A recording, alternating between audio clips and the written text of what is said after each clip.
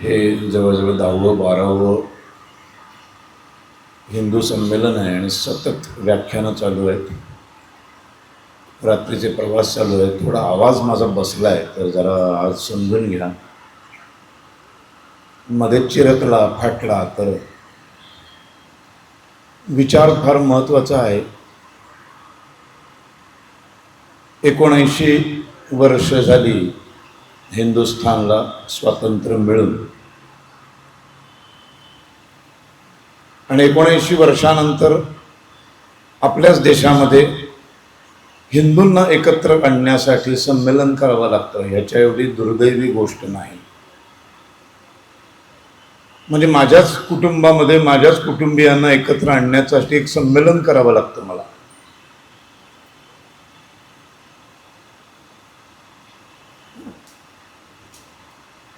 स्वबोध आणि शत्रुबोध या दोन्ही गोष्टींपासून हिंदू कायम अनभिज्ञ राहिला. त्याला स्वतःचाही बोध करता आला नाही आणि शत्रुबोध तर त्याला कधी कळलाच नाही. त्याला शत्रूच कळले नाहीत. आम्ही नेमक्या कुठल्या मार्गाने चाललेले आहोत, आमच्या आजूबाजूचे देश कुठल्या मार्गाने चालले, आम्हाला काही माहिती नाही. आम्हाला मुळात आम्ही हिंदू आहोत म्हणजे कोण आहोत हेच माहीत नाही. धर्म या शब्दाची व्याख्या आम्हाला माहीत नाही. तर धर्मच माहीत नाही, त्यामुळे स्वधर्म माहीत नाही, निधर्म माहीत नाही, अधर्म माहीत नाही. जर काही माहितीच नसते, ज्या गोष्टीबद्दल आपल्याला काही माहितीच नसते, ज्या गोष्टीबद्दल आपण अनभिज्ञ असतो, त्या गोष्टीवर आपण कधी प्रेम करत नाही. ज्या गोष्टीची आपल्याला किंमत असते, ज्या गोष्टीचे रंग, रूप, स्वभाव, गुणधर्म हे आपल्याला कळतात, पचतात, आवडतात, तेव्हा आपण त्या त्या वस्तूवरती, त्या त्या माणसांवरती खूप प्रेम करायला लागतो. अगदी आपल्या गाडीवर पण खूप प्रेम करतो आपण. पुरुष स्त्रियांवर प्रेम करतात, स्त्री पुरुषांवर प्रेम करतात. इतकं प्रेम करतात, इतकं प्रेम करतात, त्या प्रेमामध्ये इतके आंधळे होतात की त्या माणसासाठी वाटेल ते करायला तयार होतात. याचंच उत्तम उदाहरण म्हणजे लव जिहादची उदाहरणं. हे प्रेमातून आलेलं आहे. वेड्यासारखं प्रेम. हे वेड्यासारखं प्रेम करण्यासाठी आपण त्या माणसाला बघतो, दोन्हीकडनं, स्त्री आणि पुरुष. त्याच्या रंगरूपावर भाळतो आपण, त्याच्या स्वभावावर भाळतो, त्याच्या बुद्धिमत्तेवर भाळतो, त्याच्या गुणधर्मांवर भाळतो. आणि इतकं प्रेम जडतं आपलं, इतकं प्रेम जडतं की त्या वस्तूसाठी, त्या माणसासाठी आपण कुठल्याही थराला जायला तयार होतो. कारण ते सगळं आपल्याला माहीत असतं आणि त्या सगळ्या गुणधर्मांवर आपलं प्रेम बसतं. म्हणून आपण त्यांच्यासाठी काही करायला तयार होतो. आपल्याला हिंदू या शब्दाबद्दल काही माहितीच नाही, त्यामुळे हिंदू या 2 अक्षरांवर आपलं कधी प्रेमच बसत नाही. मग जीवापाड प्रेम, पराकोटीचं प्रेम हे सगळं फारच लांबचं आहे. फक्त फॉर्मवर लिहिताना लिहितो आपण हिंदू धर्माच्या कॉलममध्ये, पण हिंदू म्हणजे नेमके कोण आहोत आपण? मुळात धर्म ही संकल्पना काय आहे हे सगळं समजून घेतल्याशिवाय तुम्हाला स्वबोध होणार नाही. जोपर्यंत तुम्हाला धर्म या शब्दाची व्याख्या कळणार नाही, तोपर्यंत तुम्हाला शत्रूचा बोध होणार नाही.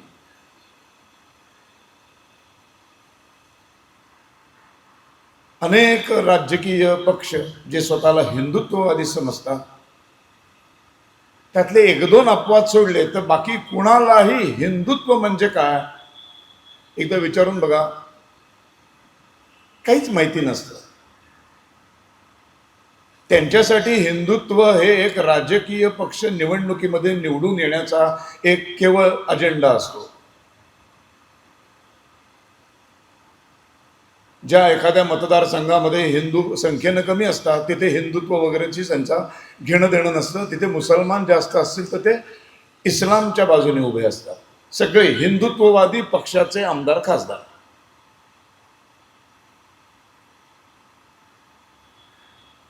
माहितीच नाही आम्हाला धर्म म्हणजे काय, माहितीच नाही आम्ही कोण आहोत, हिंदुस्थान म्हणजे काय भानगड आहे.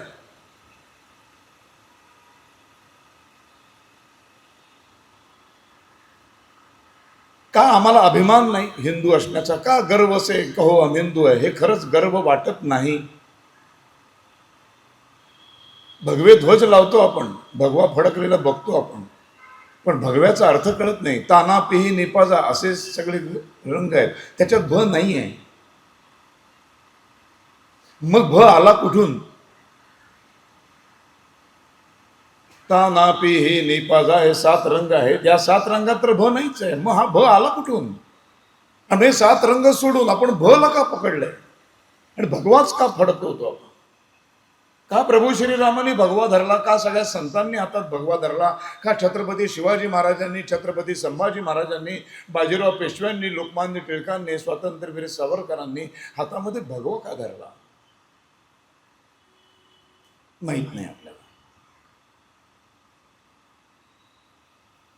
रक्तच कवळत नाही, रक्त सळसळत नाही, पुरुषार्थ संपलेला आहे. बावळट, शंड, दुबळे, मनानं पंगू असा एक हिंदू समाज तयार झाला नाही, जाणीवपूर्वक केला गेला. 1-2 वर्ष नाही ही मेहनत घेतली त्याने तुम्हाला पंगू आणि दुबळ करण्यासाठी. ही मेहनत जवळजवळ 300-3.5 वर्ष घेतलेली आहे, त्याची फळं आहेत ही आज.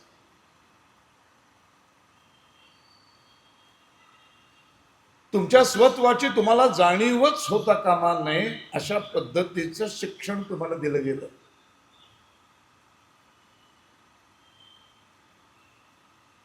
आम्हाला आमच्या संस्कृतीचा, आमच्या धर्माचा अभिमान वाटावा, असं आम्हाला अभिमान वाटावा अशा एकही गोष्टच आम्हाला माहिती नाही.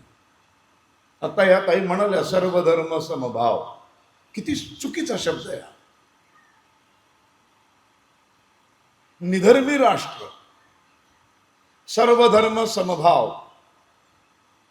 हे शब्दच अस्तित्वात नाही आहेत.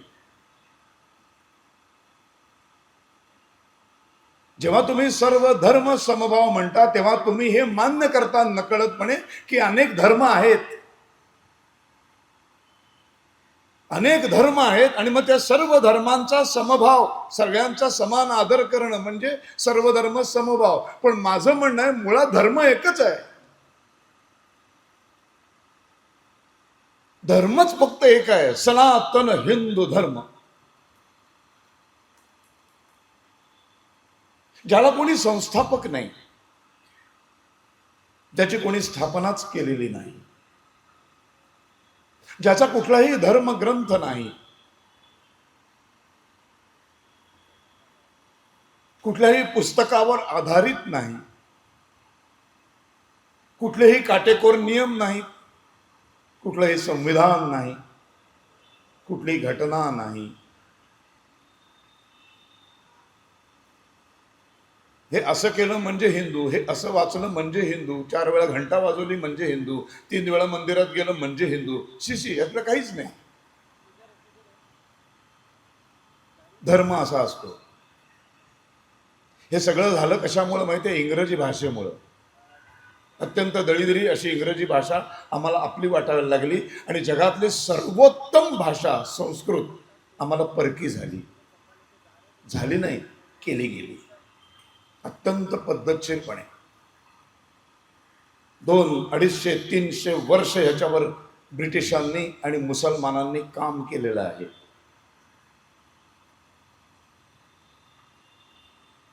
अडीचशे 300 वर्ष मुळापर्यंत, नसापर्यंत, अणुरेणूपर्यंत हे सगळं जाऊन पोहोचलेलं आहे. ह्याच्यातून बाहेर काढणं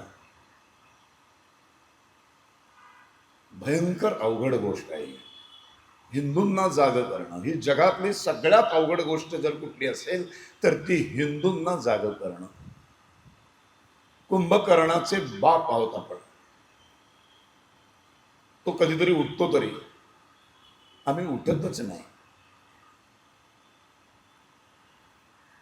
आणि तुम्ही उठू नये अशीच व्यवस्था निर्माण केली गेलेली आहे. अशीच शिक्षण पद्धती निर्माण केली गेलेली आहे.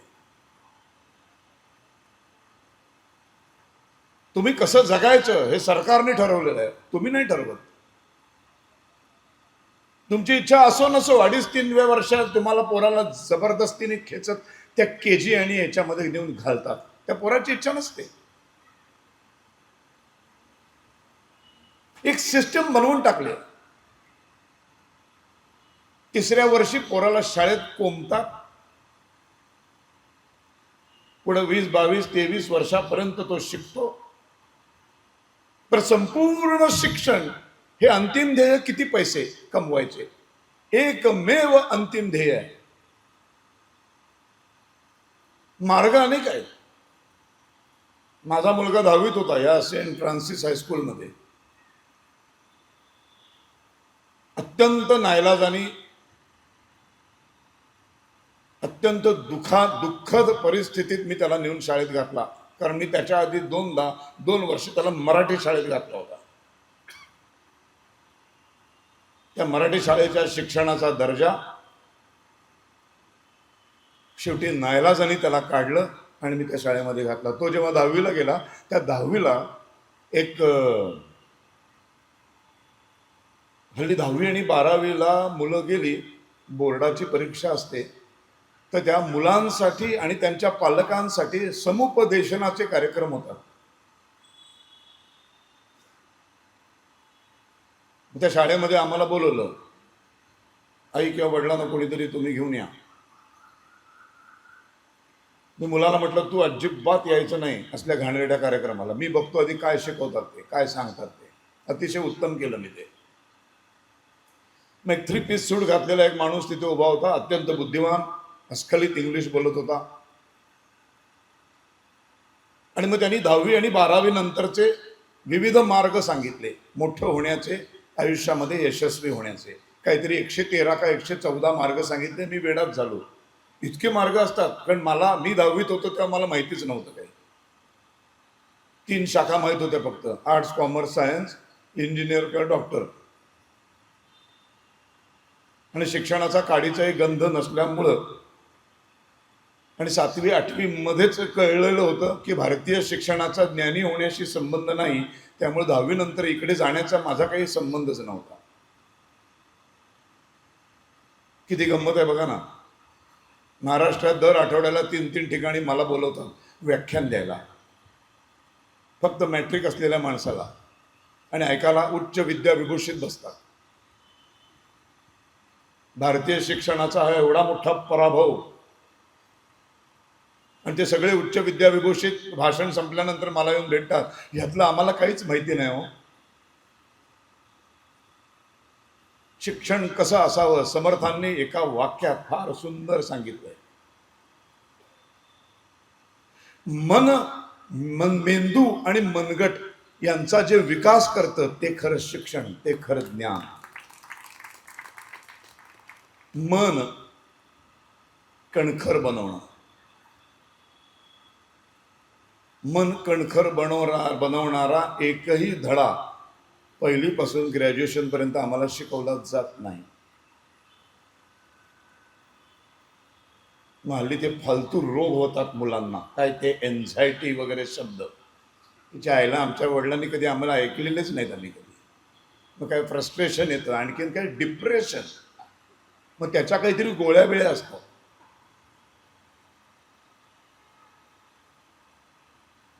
आम्ही नापास झालो, 20-20 वर्ष एकांकिका स्पर्धांमध्ये एकही बक्षीस मिळालं नाही. कर्करोगाची लढाई लढलो तरी सुद्धा डिप्रेशन नावाची गोष्ट आमच्या घरात कधी फिरकलीच नाही. हे एन्झायटी काय असतं हे मला माहितीच नाही, काय खोळ्यासारखे. कारण मन मजबूत करणं, मन कणखर करणं ह्याचं शिक्षण आम्हाला कधी दिलंच गेलं नाही. दुसरं मेंदूचा विकास करणारं शिक्षणच नाही. आम्हाला माहिती आणि तंत्रज्ञान शिकवलं गेलं. सगळी माहिती परदेशातली शिकवली गेली. फ्रेंच राज्यक्रांती, रशियन राज्यक्रांती, दुसऱ्या महायुद्धाची कारणं,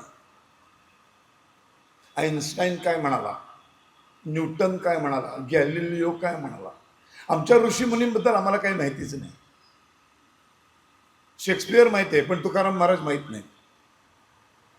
ज्ञानेश्वरांची ज्ञानेश्वरी आम्हाला माहीत नाही, पसायदान आम्हाला माहीत नाही. आम्हाला समर्थ रामदासांनी सांगितलेलं मन कणखर करण्यासाठी जर पहिली इयत्तेपासून मनाचे श्लोक म्हणायला लावलं ना, एक ते एन्झायटी फेन्झायटी यातलं काय होऊ शकत नाही. हे सगळं फालतूगिरी आहे. इतकी कमकुवत मनाची माणसं कशी तयार झाली. जरा पर्सेंटेज काय, अरे आम्हाला कधी 60 बघितलीच नाहीत. वडील एवढंच म्हणायचे, पुढच्या इयत्तेत जात राहा फक्त, बस थांबू नको, एवढंच त्यांचं माफक अपेक्षा होती. अशी माफक अपेक्षा ठेवा, घराघरामध्ये मोठी मुलं तयार होते. हे गुणांचं गलिच्छ गणित बसवलं गेलं.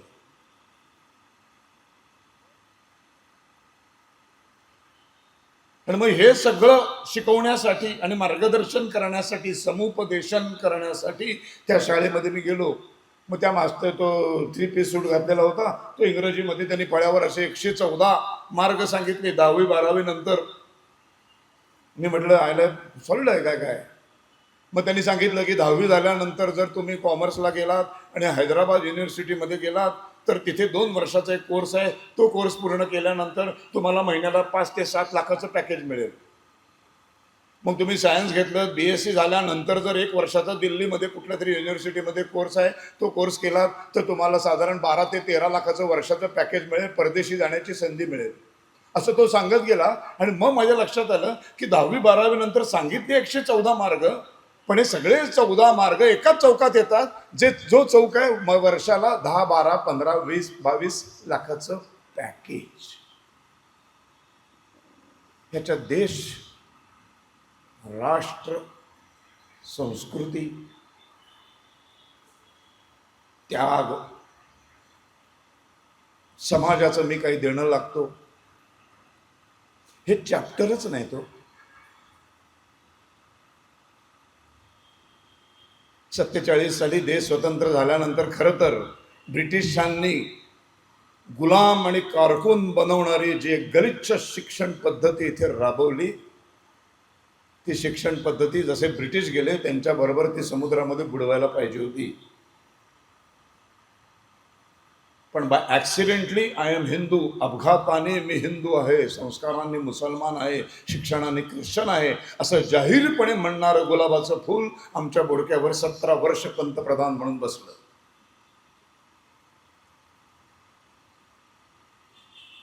अभिमानच नाही हिंदू असण्याचा. त्यांच्या पुढच्या पिल्लावळींची वाक्य, एक एक विधानं बघून तुम्हाला कळत असेल की रक्त कुठलं आहे ते.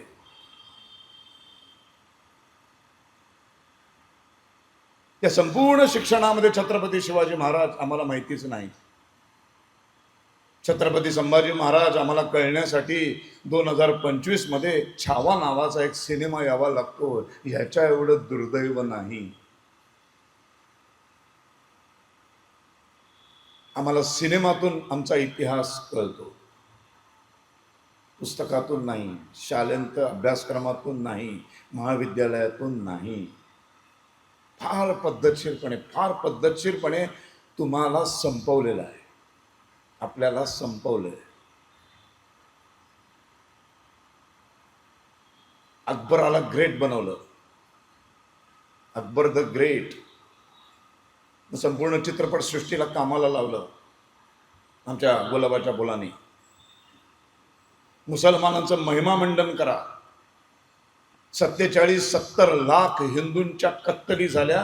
ही कत्तल मुसलमानांनी केली. हा आघात हिंदूंवर झालाय. ह्या आघातातून मुसलमानांबद्दलचं मत परिवर्तन होण्यासाठी चित्रपटसृष्टीचा वापर केला गेला. एक मोगले आझम सारखा सिनेमा आला, अकबर. मग त्याला ती जोधा नावाची बायको दाखवली. ही जोधा इतिहासामध्ये अस्तित्वातच नाही आहे. आपण सगळ्यांनी बघितली. मी स्वतः 10 का 12 वेळा मोगले आझम बघितला. मला भयंकर आवडला. आज पश्चात्ताप होतो मला, हे सगळे सिनेमे मी का बघितले. कारण मी त्याच सिस्टीममधनं भरडत आलेलो आहे. मी तेच शिक्षण, तुम्ही आपण सगळ्यांनी तेच शिक्षण घेतलेलं आहे. एका विशिष्ट टप्प्यानंतर माझ्या आयुष्यामध्ये खरा इतिहास आला आणि मग बदल घडायला सुरुवात झाली. मग ही व्याख्यानं सुरू झाली. मग हे लोकांपर्यंत जे जे मला जाणवलं ते निणिवेमध्ये रूपांतर करायला सुरुवात झाली. आणि जाणवलेलं निणिवेमध्ये, म्हणजे मला जे जे वाचतो, मी जे जे पाहतो, मला जे जे जाणीवा होता, त्या जाणीवेचं रूपांतर निणिवेमध्ये करणं, हेच तर आम्हाला प्रभू श्रीरामाने शिकवलं. हे आम्हाला ज्ञानेश्वरांनी शिकवलं, नामदेव महाराजांनी शिकवलं, तुकाराम महाराजांनी शिकवलं, सगळ्या संतांनी शिकवलं.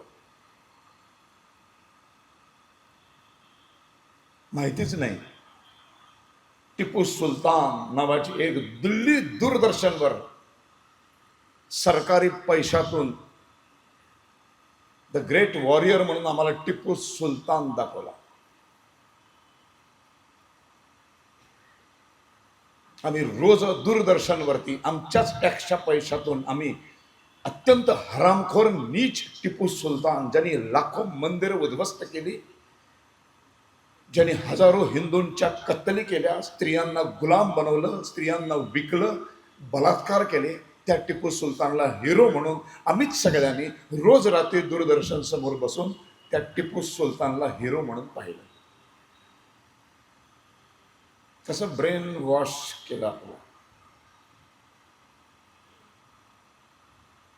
मुघले आझम हिट झाला, आम्हाला कळलंच नाही. जोधा खरंच वाटली आम्हाला, खरंच अकबर किती चांगला आहे ना. कसं ना, एक मुसलमान असून सुद्धा हिंदू बाईशी लग्न केलं आणि मग तिला कृष्ण आवडतो म्हणून घरामध्ये कृष्णाचं मंदिर काय बांधलं, सगळं धादांत खोटं. मग आमच्या आशुतोष गोवारीकरनी जोधा अकबर नावाचा सिनेमा काढला. वा, कसं पद्धतशीरपणे महिमा मंडन केलं गेलं. तुमच्या मनातली मुसलमानांबद्दलची सगळी प्रतिमा चांगली व्हायला पाहिजे.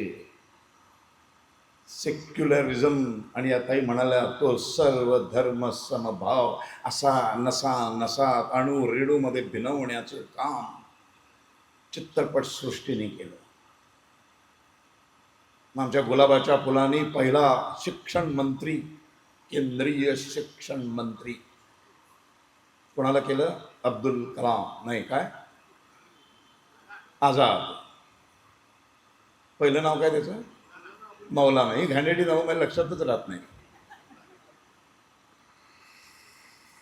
मौलाना आझाद या स्वतंत्र देशाचा पहिला केंद्रीय शिक्षण मंत्री, जो कुठल्याच शाळेत गेलेला नव्हता, जो कुठल्याही शाळेमध्ये शिकलेलाच नव्हता. तो मदरशांमध्ये शिकला होता. आणि मदरशांमध्ये काय शिकवतात तुम्हाला माहिती आहे.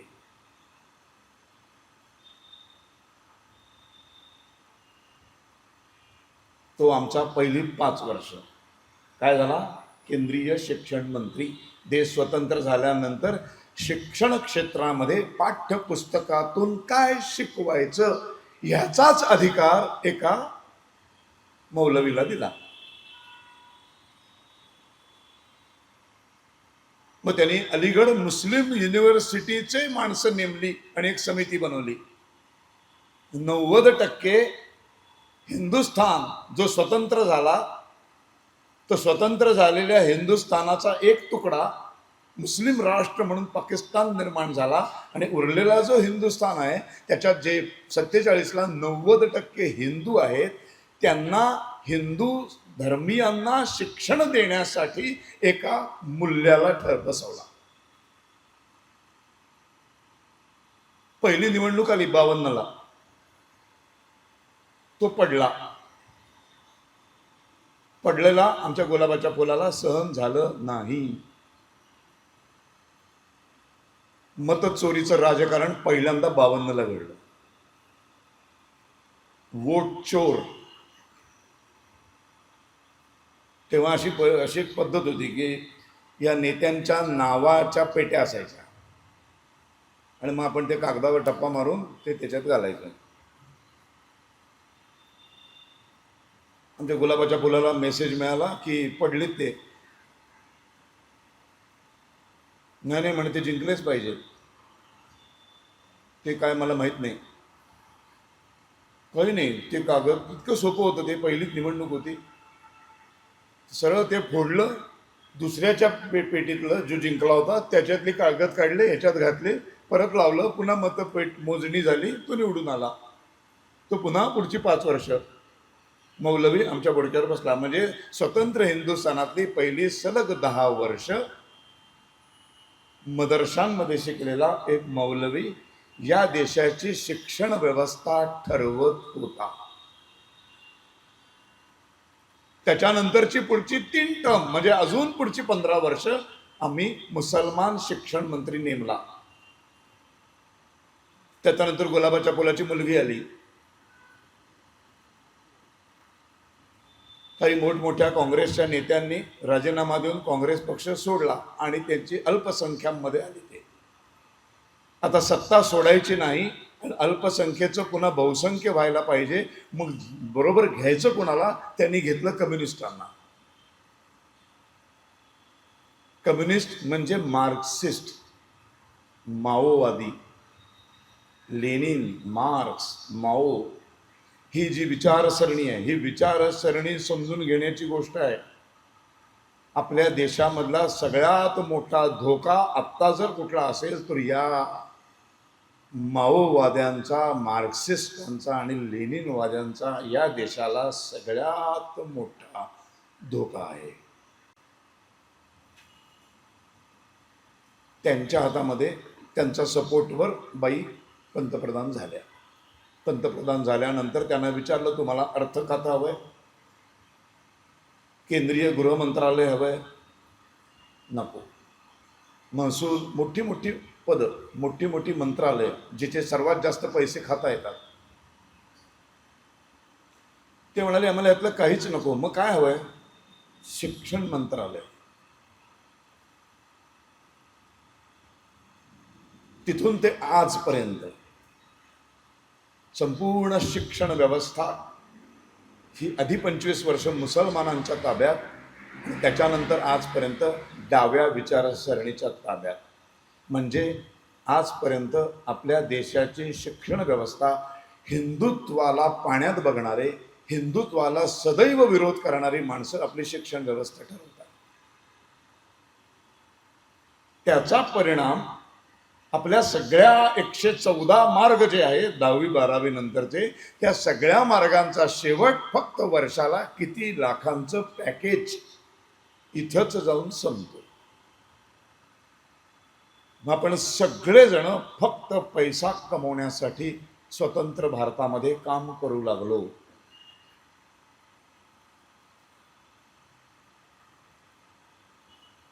सतत पैसे कमवणं, पगार कसा वाढेल, मग छान चौकीचं आयुष्य कसं होईल, फार भयानक पद्धतीने आपल्याला संपवलेलं आहे. केवळ निसर्गाने निर्माण केलेला हा धर्म आहे आणि सगळ्या अवतारांची पुण्याई, सगळ्या संतांची पुण्याई आणि राष्ट्रीय स्वयंसेवक संघासारखी 100 वर्ष टिकलेली एक अत्यंत मजबूत संघटना म्हणून केवळ आपण टिकून आहोत. एक पाकिस्तान आपण गमावला, बांगलादेश आपण गमावला. आत्ताच्या स्वतंत्र भारतामधली 8 राज्य ही मुस्लिम बहुसंख्य झालेली आहेत. आत्ता जर बंगालच्या निवडणुकीत ती बाई परत आली तर बंगाल गेला. कदाचित पुढच्या 5 वर्षात एक नवीन बंगाल नावाचं मुस्लिम राष्ट्र उभं राहू शकतं. इतकी भयंकर परिस्थिती आहे. एक काळ होता त्या बंगालमधनं ऋषितुल्य माणसं जन्माला आली होती. रवींद्रनाथ टागोरांसारखा माणूस होता, सुभाषचंद्र बोसांसारखा माणूस होता. काय काय नावं होती एक. वंदे मातरम बंकिमचंद्र चट्टोपाध्यायांसारखा ऋषितुल्य माणूस, बंगाली संस्कृती, बंगाली साहित्य अत्यंत उच्च दर्जाचं, सगळं संपुष्टात आलं. हे सगळं स्वबोध नसल्यामुळं घडतंय. हिंदूंना आपण कोण आहोत याची जाणीवच नाही. मी कोण आहे, मी हिंदू आहे याचा गर्व वाटावा, हिंदू धर्मासाठी मरायला तयार व्हावं, हिंदू धर्मासाठी वाटेल ते करायला तयार व्हावं, ह्याच्यासाठी त्या हिंदू या शब्दांवर प्रेम बसायला पाहिजे. ते प्रेम बसण्यासाठी तो समजून घेतला पाहिजे. ज्या दिवशी तुम्हाला धर्म कळेल त्या दिवशी तुम्हाला हिंदू धर्म कळेल. म्हणून धर्म काय, धर्म कशाला म्हणायचं? रिलिजन म्हणजे धर्म नाही. रिलिजन म्हणजे धर्म नाही. रिलिजन म्हणजे पंथ. सर्व धर्म समभाव नाही, सर्व पंथ समभाव. सेक्युलरिझम हे सगळे शब्द आपल्या मातीचे, आपल्या संस्कृतीचे नाहीच आहेत.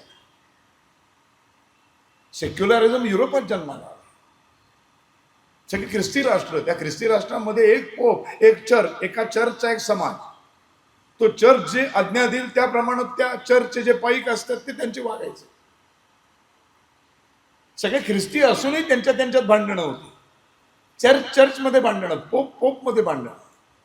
मग त्यांनी एकत्र येऊन ठरवलं की आपण असं भांडत राहिलो तर आपला विकासच होणार नाही, आपली प्रगतीच होणार नाही. मग आपली प्रगती व्हायची असेल तर शेवटी आपण सगळे एक धर्माचे आहोत. तर आपण आपल्यामधल्या या चर्चेसच्या भिंती मोडूया आणि एकमेकांचा समान आदर करूया. तिथे जन्माला आला सेक्युलरिझम, इहवाद.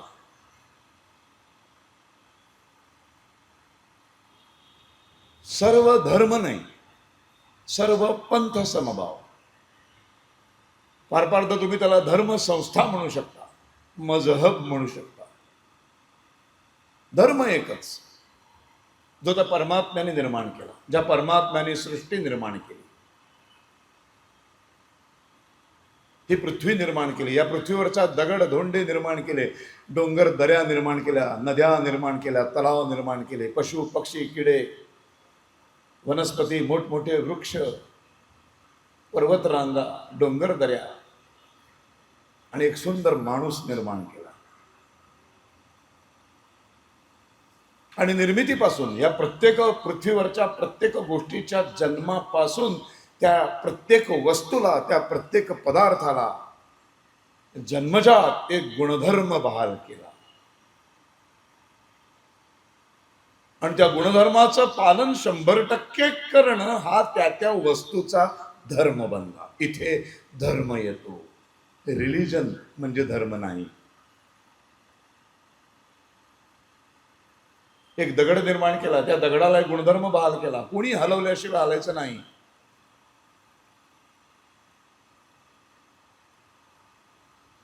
भारतातल्या दगडाला नियम नाही दिला, पृथ्वीवरच्या.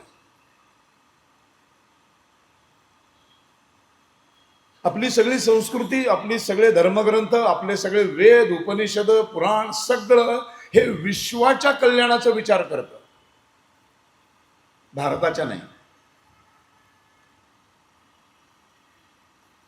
आपले सगळे अवतार बघा तुम्ही, मत्स्य अवतार, मग तो कासव अवतार, मग वराह अवतार, मग नृसिंह अवतार, मग वामन अवतार, परशुरामाचा अवतार, श्रीरामाचा अवतार, कृष्णाचा अवतार, भगवान गौतम बुद्धांचा अवतार. हे सगळे अवतार भारताच्या हितासाठी, भारताच्या, हिंदुस्थानच्या संरक्षणासाठी नाही झाले, विश्वाच्या कल्याणासाठी झाले.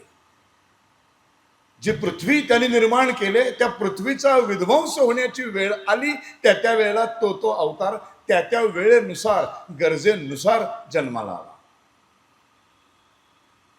कोणी समुद्राच्या तळातून पृथ्वीला सुरक्षित बाहेर काढलं, कोणी समुद्र मंथन करून बाहेर काढलं, कोणी राक्षसांपासून तिचा बचाव केला. आणि मग असं सगळं करत करत करत करत एक ठिकाण आलं जिथे आता ही नागरी वस्ती वसली पाहिजे. सुंदर नागरी वस्ती, सुंदर समाज, निर्माण झाला पाहिजे. मग हा सुंदर समाज कसा निर्माण करायचा त्याचं मार्गदर्शन करणारा श्रीराम जन्माला. म्हणून श्रीराम मर्यादा पुरुषोत्तम, सगळं मर्यादेत राहून शिकवणारा आहे.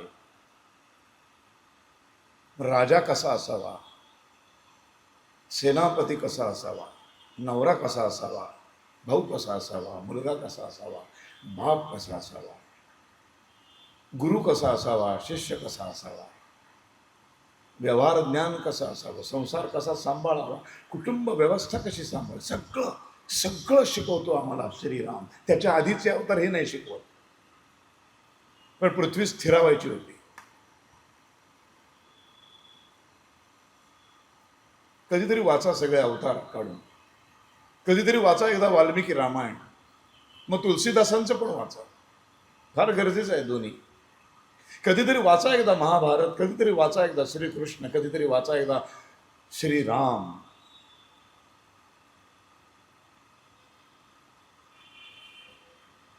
सगळे इथंच का जन्माला आले? सप्त सिंधूच्या तीरावरच श्रीराम का आला? सप्त सिंधूच्या तीरावरच हे सगळे महापुरुष का जन्माला? बाकी कुठल्याही धर्म संस्थांमध्ये पंथांमध्ये अवतार बिवतार भानगडच नाही, काही संबंध. विश्वाचं कल्याण ही संकल्पनाच नाही. हे विश्वची माझे घर हे तुम्हाला फक्त हिंदू धर्माच्या पुस्तकांमध्ये वाचायला मिळतं. आता विश्वात्मके देवे येणे वाग्यज्ञे तोषावे, तोषोनी मज द्यावे पसाय दाने, फक्त हिंदू धर्मात विश्वाचं कल्याण आहे. आता भारतात्मके देवे असं माऊली नाही म्हणाली. वसुधैव कुटुंबकम, भारतीय कुटुंबकम असं नाही म्हटलं. वसुधैव, पृथ्वीवर राहणारा प्रत्येक जीव जंतू यांचं एक कुटुंब. काय संकल्पना आहे, याला धर्म म्हणतात. आणि पृथ्वीवरचा प्रत्येक दगड, भारतातला असू दे, इस्लामिक राष्ट्रांमधला असू दे किंवा ख्रिश्चन राष्ट्रांमधला असू दे, तो दगड त्याला जो गुणधर्म बहाल केला, कोणी हलवल्याशिवाय हलायचं नाही, ह्या गुणधर्माचं तो दगड 100% पालन करतो.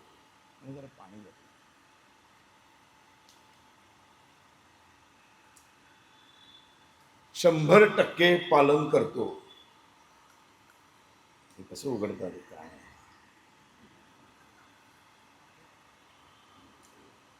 आणि त्याचा धर्म बजावतो.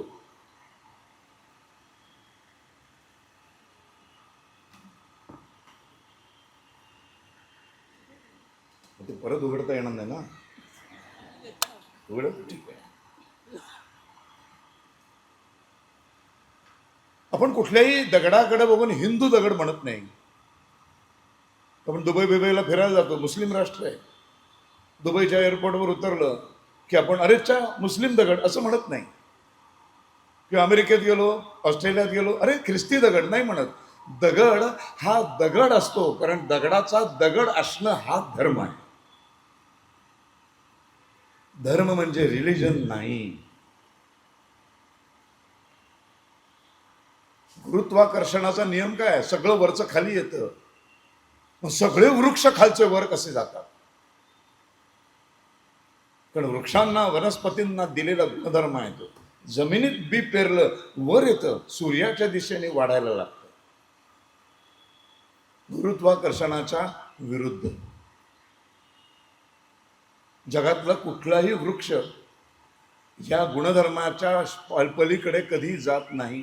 100% सगळे वृक्ष त्यांना या मिळालेल्या गुणधर्माचं पालन करतात. म्हणून कुठेही गेलो आपण वृक्षाला फक्त वृक्ष, झाड, वनस्पती एवढंच म्हणतो.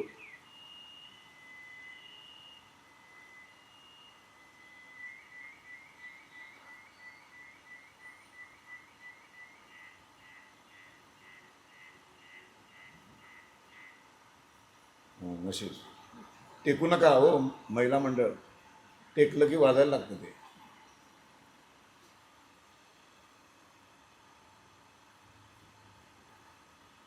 नदी, विश्वातली कुठलीही नदी कुठेतरी पर्वतरांगांमध्ये, डोंगर दऱ्यांमध्ये तिचा उगम पावतो. उगम पावल्यानंतर ती कुणाला विचारत नाही समुद्र कुठल्या दिशेला आहे. ती मोबाईलमध्ये GPS नाही लावत. तिला माहिती आहे समुद्र कुठल्या दिशेला आहे, कारण तिला विश्वाच्या निर्मात्याने त्या परमात्म्याने नदीला जन्माला घातलं तेव्हाच तिला तिचा गुणधर्म बहाल केला की उगम पावलीस आता निघायचं तू आणि समुद्रामध्ये जाऊन तुझं मिलन व्हायलाच पाहिजे. विश्वातली एकही नदी नाही समाजवादी डाव्या विचारसरणीची की सगळ्या नद्या मिळतात तर आम्ही मध्येच थांबू. असं बघितलं कुठे की एक नदी मधल्या गावात आली, बोरिवलीतच थांबली. सगळ्या हिंदुत्ववादी आहेत, आम्ही नाही हिंदुत्व, आम्ही सगळं त्यांच्या विरुद्ध करणार. नाही होत असं. जगातली कुठली नदी ही उगम पावल्यानंतर समुद्रामध्ये जाऊन मिळणारं हजारो डोंगर दऱ्या पर्वत काय वाटेल ते मध्ये आलं त्याच्यावर मात करत ती मार्ग काढते आणि ती जाऊन मिळते. आणि उगमापासून सागराच्या मिलनापर्यंत आजूबाजूच्या संपूर्ण सजीव प्राण्यांना, पशूंना, पक्ष्यांना, किड्या मुंग्यांना, वनस्पतींना पाणी म्हणजे जीवन देण्याचा गुणधर्माचं 100% पालन करून नदी असण्याचा तिचा धर्म बजावते. इथं धर्म येतो, रिलिजन नाही. असाच एक अग्नी असतो, अग्नी पण निर्माण केला. त्या अग्नीच्या आसपास जाऊन आपण बसतो, थंडी वाजते तेव्हा आपल्याला ऊब मिळते. खूप थंडी अजून वाढली असं डोक्यात येत नाही आपल्या की जर थंडीच्या म्हणजे त्या शेकोटीच्या त्या अग्नीच्या जवळ बसल्यावर एवढी आपल्याला ऊब मिळते तर आपण त्याच्यातच बसूया म्हणजे थंडीच वाजणार.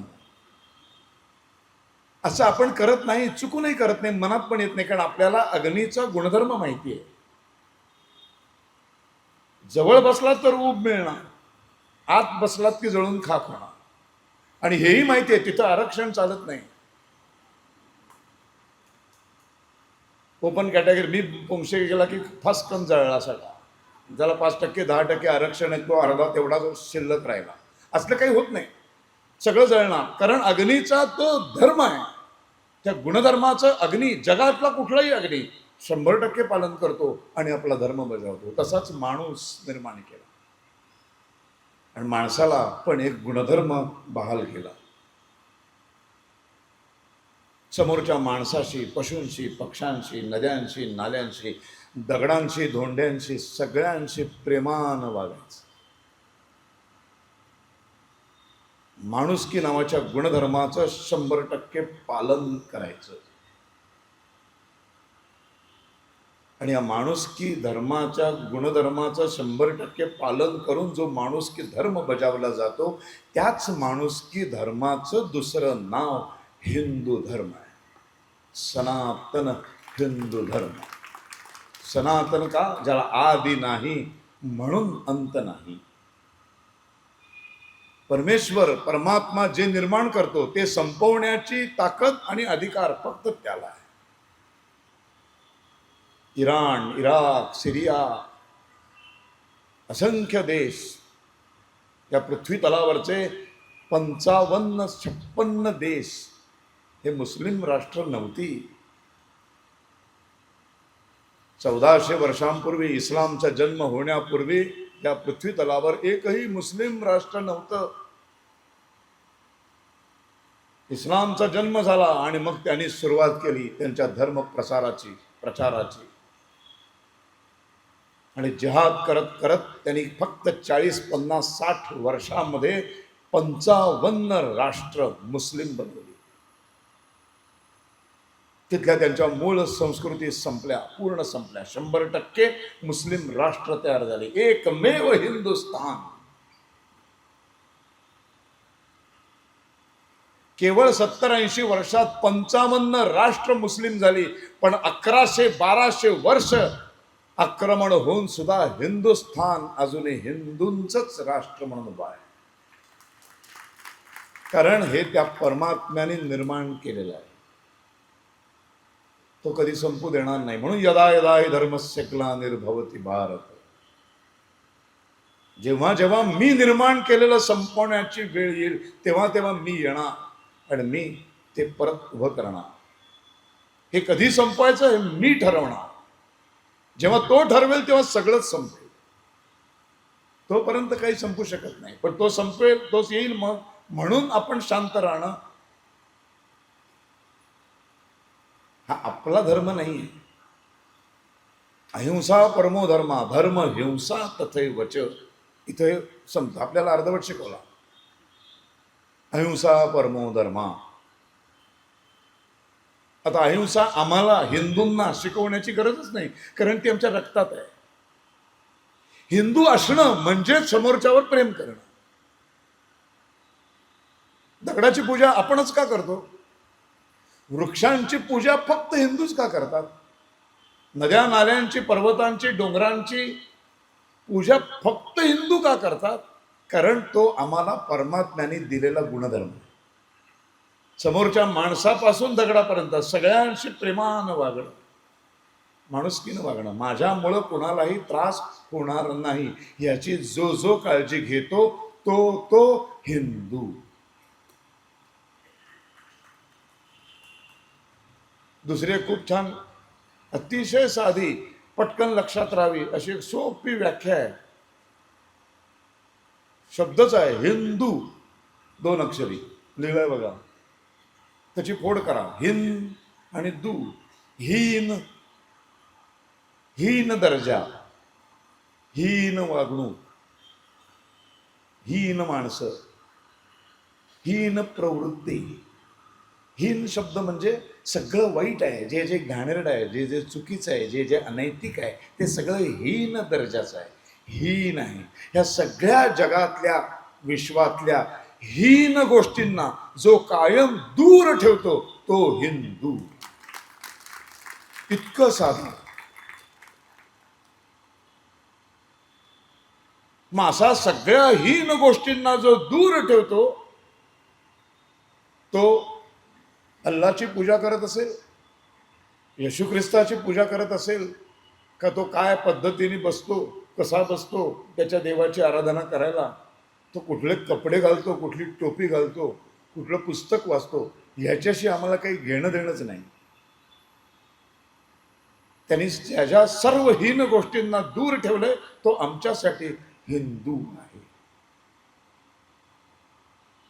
म्हणून आपण APJ अब्दुल कलामांना हिंदू म्हणतो, कारण त्या सगळ्या हीन गोष्टी त्यांनी दूर ठेवल्या.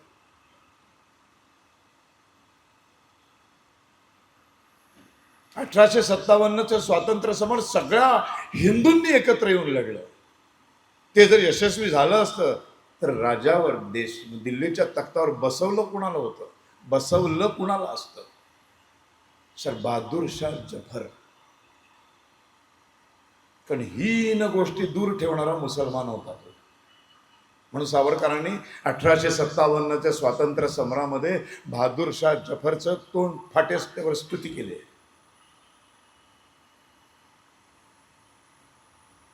रामायणाची लढाई, महाभारताची लढाई हिंदू मुस्लिम लढाई नाही आहे. अब्दुल होता काय रामायणामध्ये?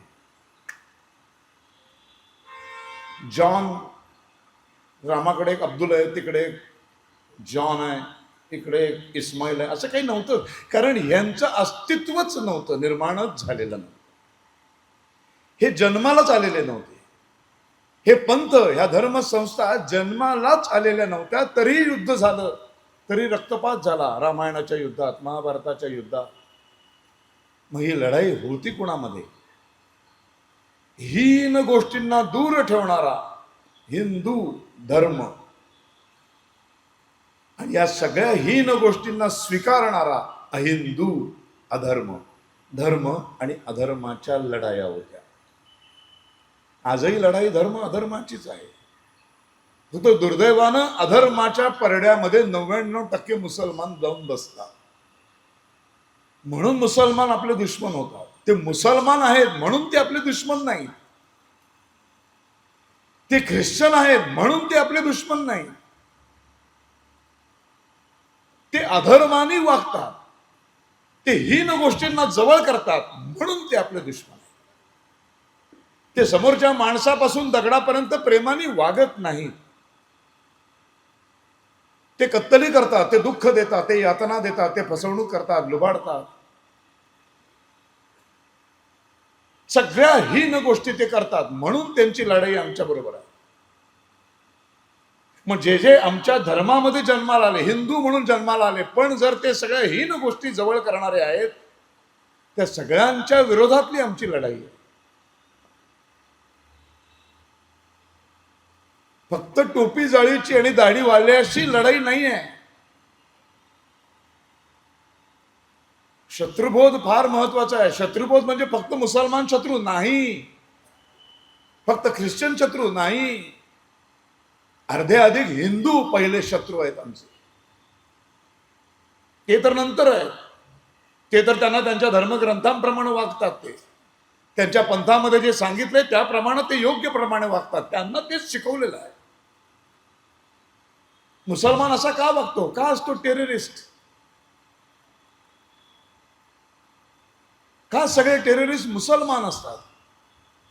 का त्यांना विकृत आनंद मिळतो माणसं मारल्यानंतर, जमिनी हडपल्यानंतर, मुली पळवल्यानंतर? का विकृत आनंद मिळतो? कारण त्यांच्या धर्मग्रंथांमध्ये हे त्यांना सांगितलंय.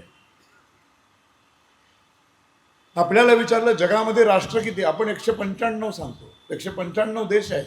त्यांना विचारा, नाही, ते दोनच भागात जगाची विभागणी करतात, दारुल इस्लाम आणि दारुल हरब. दारुल इस्लाम म्हणजे जिथे मुसलमान राहतात आणि राज्यकर्ते मुसलमान आहे, आणि जिथे मुसलमान राहतात पण राज्यकर्ते मुसलमान नाहीत तो दारुल हरब, आणि राज्यकर्ते मुसलमान आहेत तो प्रदेश दारुल इस्लाम. धर्मग्रंथांमध्ये लिहिलेलं आहे. आणि या दारुल हरबचं रूपांतर दारुल इस्लाम मध्ये करणं हे पृथ्वीवरच्या प्रत्येक मुसलमानाचं धार्मिक कर्तव्य आहे. आणि हे कर्तव्य बजावण्यासाठी जो जो मार्ग अवलंबला जातो त्याला जिहाद म्हणतात. मग लँड जिहाद, लव जिहाद, वोटिंग जिहाद, सगळीकडनं कॅप्चर करायचं ज्या ज्या मार्गाने, ते सगळे जिहाद आहे. आणि त्या जिहादमध्ये जो भाग घेतो त्याला गाझी म्हणतात. आणि असा गाझी अल्लाहला प्यारा असतो, त्याला 72 हूर मिळतं, त्याला जन्नत प्राप्त होते. हे 2.5-3 वर्षाच्या मुस्लिम मुलाला मदरशांमध्ये शिकवलं जातं. हे धर्माचे संस्कार सगळ्यात पहिल्यांदा केले जातात. मग ती मुलं आपल्याबरोबर शाळेत येतात, सायन्स केमिस्ट्री शिकतात, डॉक्टर होतात, इंजिनियर होतात. पण त्यांच्या डोक्यामध्ये एकच अंतिम ध्येय त्यांना दिलेलं आहे विश्वातल्या सगळ्या मुसलमानांना, ते म्हणजे संपूर्ण विश्वाचं दारुल इस्लाम बनवणं. 195 मधले 56 राष्ट्र बनवण्यात यशस्वी झालेत. बाकीच्या राष्ट्रांवर त्यांचा डोळा आहे.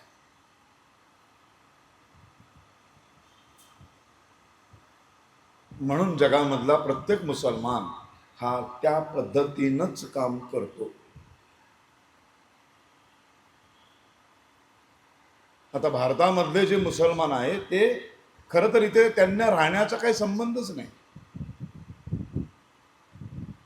कारण मुस्लिम लीगला 46च्या निवडणुकीमध्ये जिंकूनच त्यासाठी दिलंय सगळ्या मुसलमानांनी. 100% एक गट्टा मुस्लिम मतं मुस्लिम लीगला जी 1946च्या सार्वत्रिक निवडणुकांमध्ये दिली गेली ती याच कारणासाठी दिली गेली. कारण मुस्लिम लीगचा नाराच होता, तुम्ही आम्हाला निवडून द्या, आम्ही तुम्हाला स्वतंत्र इस्लामिक राष्ट्र बनवून देतो. दिली. मुस्लिम लीगचे नेते कोण? बॅरिस्टर जिना उभे कुठून राहिले होते निवडणुकीला? उभे कुठे होते? मुंबईमधून. त्यांना इथून ज्यांनी निवडून दिलं ते का निवडून दिलं? आपलं हक्काचं एक वेगळं घर मिळणार, मुस्लिम राष्ट्र मिळणार आम्हाला. मग निवडून दिलं, निवडून आले. निवडून आल्यानंतर त्यांच्या मनाप्रमाणे त्यांना पाकिस्तान मिळाला. पाकिस्तान मिळाल्यानंतर ज्या कारणासाठी मी निवडून दिले त्या सगळ्यांनी तिथे जायला पाहिजे. एकही गेला नाही.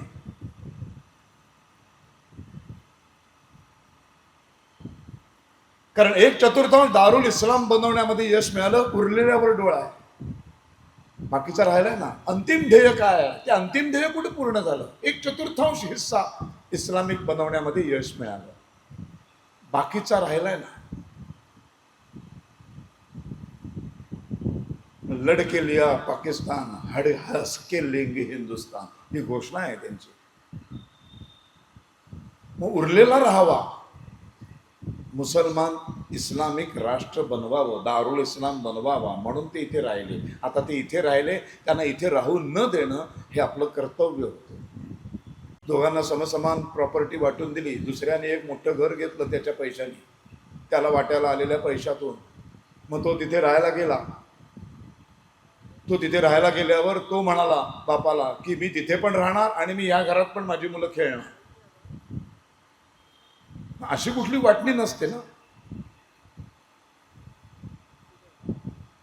मग तिथे मुलं खेळू लागली, खेळता खेळता मोठी झाली, मग इथेच राहिली. आणि बाप काय म्हणाला, नाही नाही नाही नाही, ज्यांना जायचं नाही ते जाऊ नका, राहायचं त्यांना राहा.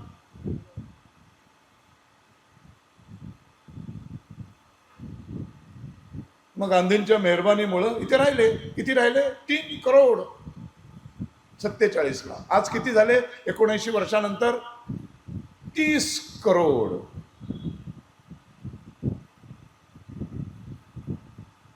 रेल्वे मिलिटरीच्या नंतरचे सर्वात जास्त क्षेत्रफळ जमीन आज वक्फ बोर्डाकडे आहे.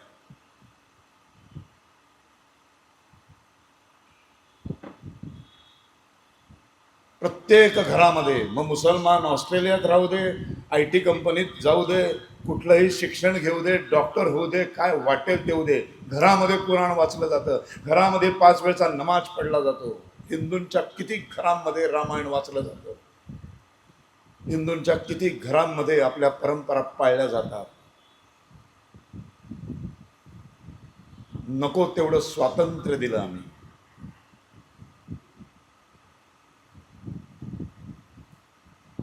फार भयानक पद्धतीने संपवण्यात आलं. आधी मुसलमानांनी संपवलं आणि मग मॅक्स मुलर यांनी 1818 नंतर भारताला संपवण्याचा विडा उचलला. आणि त्यांनी पहिली गोष्ट केली ती म्हणजे भारताला त्यांचा भारतीय असण्याचा अभिमान वाटणाऱ्या गोष्टी ब्रिटिशकालीन शिक्षण पद्धतीतून गायब केल्या. म्हणजे तुम्हाला पुढच्या पिढ्यांना 1818 1820 नंतर ज्या ब्रिटिशकालीन शाळा सुरू झाल्या, जी शिक्षण पद्धती सुरू झाली, त्या शिक्षण पद्धतीमध्ये शिकून मोठी झालेली सगळ्या पिढ्या आज 205 वर्ष झाली, या सगळ्या, आपण सगळे आलो त्याच्यात, या सगळ्या पिढ्यांना माझी मर्मस्थानं कळलीच नाही, माझा गौरवशाली इतिहास कळलाच नाही, माझ्याकडे काय आहे मला कळलंच नाही. मग पृथ्वी गोल आहे हे सांगायला मला गॅलिलिओ लागला, गुरुत्वाकर्षण सांगायला मला न्यूटन लागला, कारण मला संस्कृत येत नाही. साधं सूत्र आहे, सावरकरांनी लिहिलेलं फार वाक्य आहे ते, की कुठलंही राष्ट्र संपवायचं असेल तर त्यांची भाषा संपवा. भाषा संपली की संस्कृती संपते, संस्कृती संपली की धर्म संपतो, आणि धर्म संपला की राष्ट्र संपतो. अत्यंत पद्धतशीरपणे 100% यश मिळवत ब्रिटिशांनी तुमची भाषा, संस्कृत, जगातली सर्वोत्तम भाषा, का संस्कृत माझी आहे म्हणून नाही, सर्वोत्तम भाषेच्या नियमामध्ये एकमेव भाषा बसते. सर्वोत्तम भाषेचे साधे सोपे नियम आहेत, जशी लिहितो तशी बोलतो, जशी बोलतो तशी लिहितो, जसं लिहितो तसंच उच्चारण करतो, आणि जसं उच्चारण करतो तसंच लिहितो. ती जगातली सर्वोत्तम भाषा. देवनागरी लिपी ही जगातली सर्वात उत्तम वैज्ञानिक लिपी आहे. सगळे स्वर वेगळे आहेत, व्यंजन वेगळे आहेत. बोलण्यासाठी ज्या अवयवांचा वापर करतो, कंठ, जीभ, ओठ, टाळू, दात, जगातली एकमेव लिपी. क ख ग घ प फ ब ब म य र ल व श त थ द ध न. दंतव्य, तालव्य, अष्टव्य, स्वर वेगळे, व्यंजन वेगळी. जसं लिहितो तसं बोलतो. मराठीमध्ये बोलणं बदलतं, हिंदीमध्ये बोलणं बदलतं. ज्या देवनागरी लिपीवर आधारित 3 भाषा आहेत, पण एकमेव संस्कृत भाषा आहे जी बदलत नाही, ज्याचा उच्चार बदलत नाही.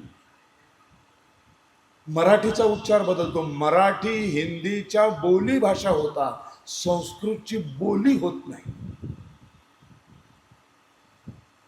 हरिओम नमस्ते गणपतये त्वमेव प्रत्यक्षम त्वत्तमसी हे मुंबईतल्या, पुण्यातल्या, मालवणमधल्या, विदर्भातल्या, मराठवाड्यातल्या, ऑस्ट्रेलियातल्या, चायनामधल्या, जपानमधल्या ज्या माणसाला हे म्हणायचं असेल त्याला हे असच म्हणावं लागतं. उच्चारण बदलत नाही, मराठीमध्ये ॲक्सेंट बदलत नाही.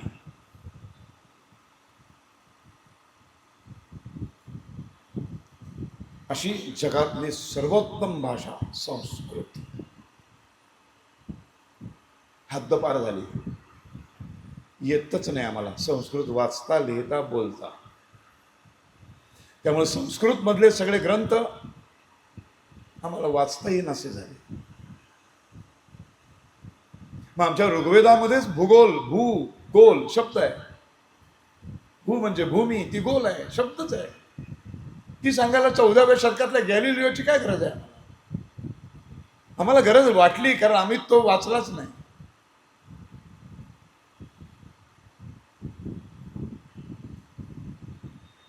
जगातलं पहिलं पुस्तक ऋग्वेद, जगातलं पहिलं पुस्तक, जगातलं पहिला ग्रंथ भारताने दिला, भारतामध्ये लिहिला गेला. आम्हाला माहितीच नाही. आणि जगातल्या पहिल्या पुस्तकामध्ये जो कधी लिहिला ह्याची कालगणना करता येत नाही. जो कोणी लिहिला माहीत नाही. त्या जगातल्या पहिल्या पुस्तकामधली 21 सूक्त स्त्रियांनी रचलेली आहे. स्त्री पुरुष समानतेचा आत्ता आपण दांडोरा पिटतो. आपल्याला चळवळी कराव्या लागतात. नाही, अरे माझ्या धर्मामध्ये स्त्रीला एवढं महत्व आहे. माझं एक धर्मग्रंथ दाखवा, एक पुस्तक दाखवा त्याच्यामध्ये स्त्रीचा अपमान केलेला आहे. अजिबात नाही. सगळं वाचलं मॅक्स मुलरनी, मॅकॉलनी, लक्षात आलं अरे हे जोपर्यंत भारतीय पिढ्या वाचत राहतील तोपर्यंत त्यांना हिंदुत्वापासून दूर करता येणार नाही. आणि जोपर्यंत त्यांच्या स्वधर्मापासून त्यांना तोडता येणार नाही तोपर्यंत आपण या देशावर कधी राज्य करू शकणार नाही. यांना दुबळं बनवायचंय बुद्धीने, मनाने, शरीराने. शौर्याचा इतिहास आहे. लढले ते सगळे 300-300, 400-400 वर्ष एकेका मुसलमान बादशाह बरोबर लढलेत. साधं लॉजिकल विचार करा. ज्या 55 राष्ट्रात मुसलमान लढले आणि विजयी झाले ती राष्ट्र मुसलमानांची झाली. माझ्या राष्ट्रावरती आधी हुणांचं आक्रमण झालं. आम्हाला काय शिकवलं गेलं? आम्ही सदैव पराभूत आहोत, हरलेले आहोत. मग आम्ही हरलो, हुण जिंकले, तर जिंकलेले हुण आज कुठे आहे? हरलेला समाज आजही 80% उभा आहे. मग शकांचं आक्रमण झालं, जिंकले शक, मग जिंकलेले शक आज कुठे आहे? हरलेले हिंदू आजही उभे आहेत. मग ग्रीकांचं आक्रमण झालं, जिंकलेले ग्रीक कुठे आहे? हरलेले हिंदू आजही आहे. मग 5-5 मुसलमान शाह्यांचं आक्रमण झालं. त्या औरंगजेबाच्या पुढच्या पिढ्या कुठं आहे? कुठं आहे तो अकबराची पुढची पिढी? कुठं आहे टिपू सुलतानची पुढची पिढी? कुठं आहे अफजल खानची पुढची पिढी? दिसतात ना रस्त्यावर, पंक्चरचं दुकान असतं, ते नीट लिहिता येत नाही, पंपचर लिहितात.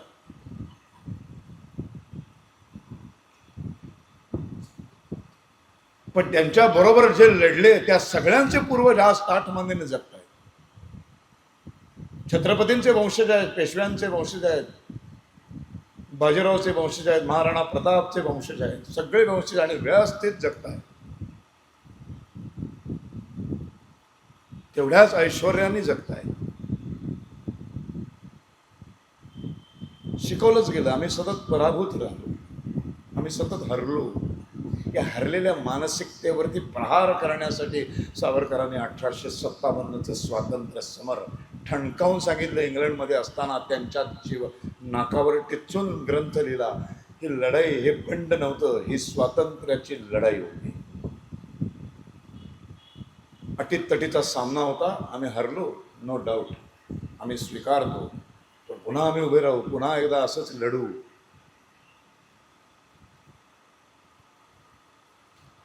आमच्या मुलांना जेव्हा सांगू ना जगातलं पहिलं पुस्तक आम्ही लिहिलं, तेव्हा त्यांना हिंदूंनी गौरव वाटेल. जगातल्या पहिल्या पुस्तकात काही हजार वर्षांपूर्वी लिहिलेलं आहे ते.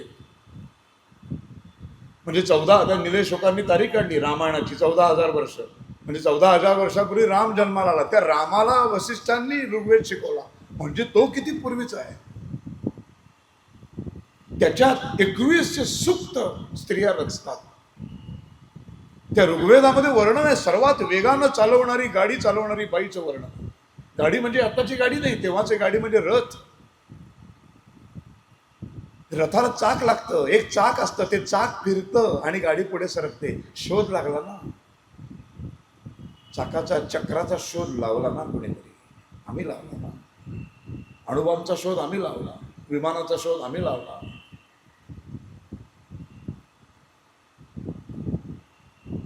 चौदा विद्या 64 कला आम्ही दिल्या. म्हणून आज जगभर सगळे लोक गाणं म्हणतायत, नाचतायत, चित्र काढतायत, मूर्त्या बनवतायत. ही कला आम्ही दिली. आम्ही ओंकार दिला, ओंकारातून 7 स्वर जन्माला आले, आम्ही दिलंय. आम्ही शस्त्रक्रिया कशी करायची शिकवलंय. आमच्या वेदांच्या पुस्तकामध्ये मोठमोठ्या हृदय आणि मेंदूच्या शस्त्रक्रियांचे उल्लेख आहे.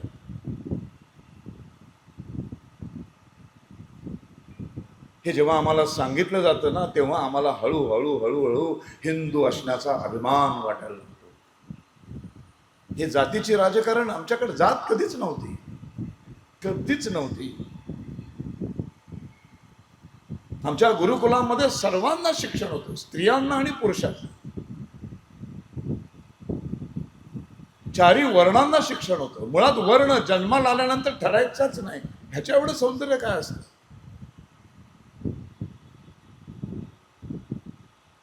2.5-3 वर्षाची पोरं फरफटत शाळेत नव्हती घातली जात. 7 वर्ष पूर्ण झाल्याशिवाय शाळाच नाही.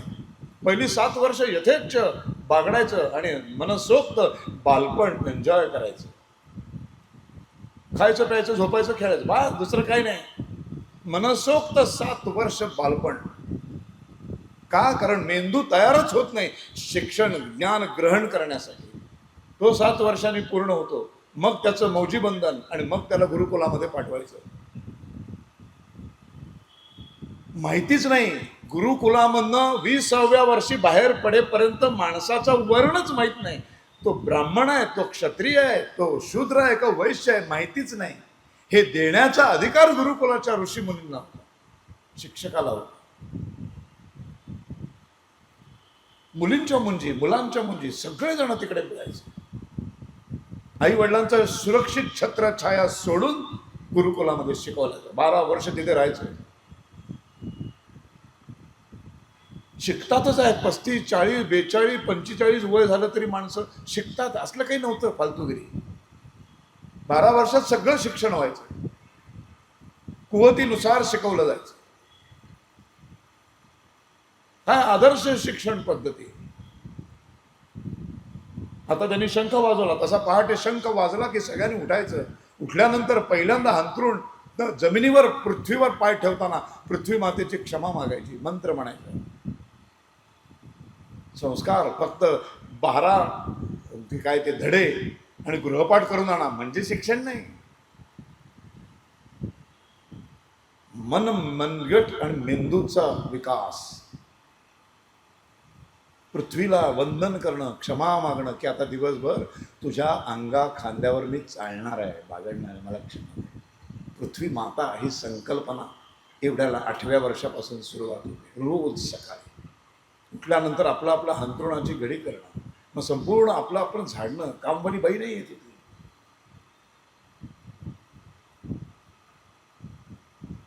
सगळं झाडल्यानंतर व्यायामाला उभं राहायचं. सूर्यनमस्कार, योगासनं. आणि योगासनं होती ती. योग साधना होती, योगा नव्हता. ते असं काहीतरी हल्ली मॅट बीट घेऊन असे बिशे जात नव्हते. ते काहीतरी भयानक कपडे घालून. छान धोतर आणि नऊवारीमध्ये उत्तम योगासनं होत होती.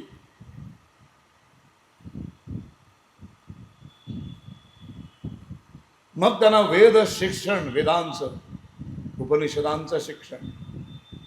मग भोजन कसं करावं, कसं जेवावं. अन्न हे पूर्ण ब्रह्म.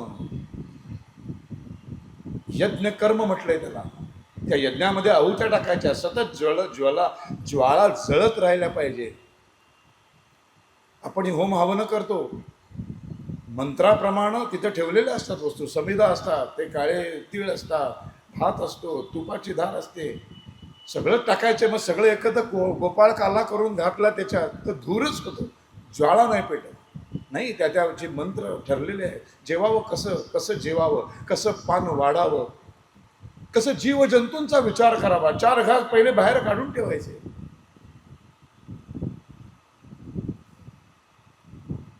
सगळी आसनं आहेत, झोपण्यापासून सकाळच्या संडासला बसण्यापर्यंतची सगळी आसनं आहेत ती. 7 नद्या, 7 सिंधू, कधी न अटणाऱ्या नद्या. पण दिवसाची सुरुवात त्या 7 नद्यांना अर्घ्य देऊन मंत्र म्हटला जायचा. गंगेचे यमुने चैव गोदावरी सरस्वती नर्मदे सिंधू कावेरी जलेस्मिन सिन्निधी कुरु. गंगेचे यमुने चैव गोदावरी सरस्वती नर्मदे सिंधू कावेरी, 7 नद्या, 7 सिंधू. त्या 7 सिंधूच्या काठावर विकसित झालेली ही सिंधू संस्कृती. सचा अपभ्रंश होतो, सप्ताहाचा हप्ता होतं, सरस्वतीचं हर हवती होतं, असे अनेक शब्द मिळतील. म्हणून 7 सिंधूचं हप्त हिंदू झालं. सिंधू ही राणी नदी, म्हणून तिच्या काठावर राहणारा तो हिंदू. मनुष्य जातीचा माणुसकी धर्माचं पालन करणारा. इतकी विशाल विचारसरणी माहितीच नाही आम्हाला.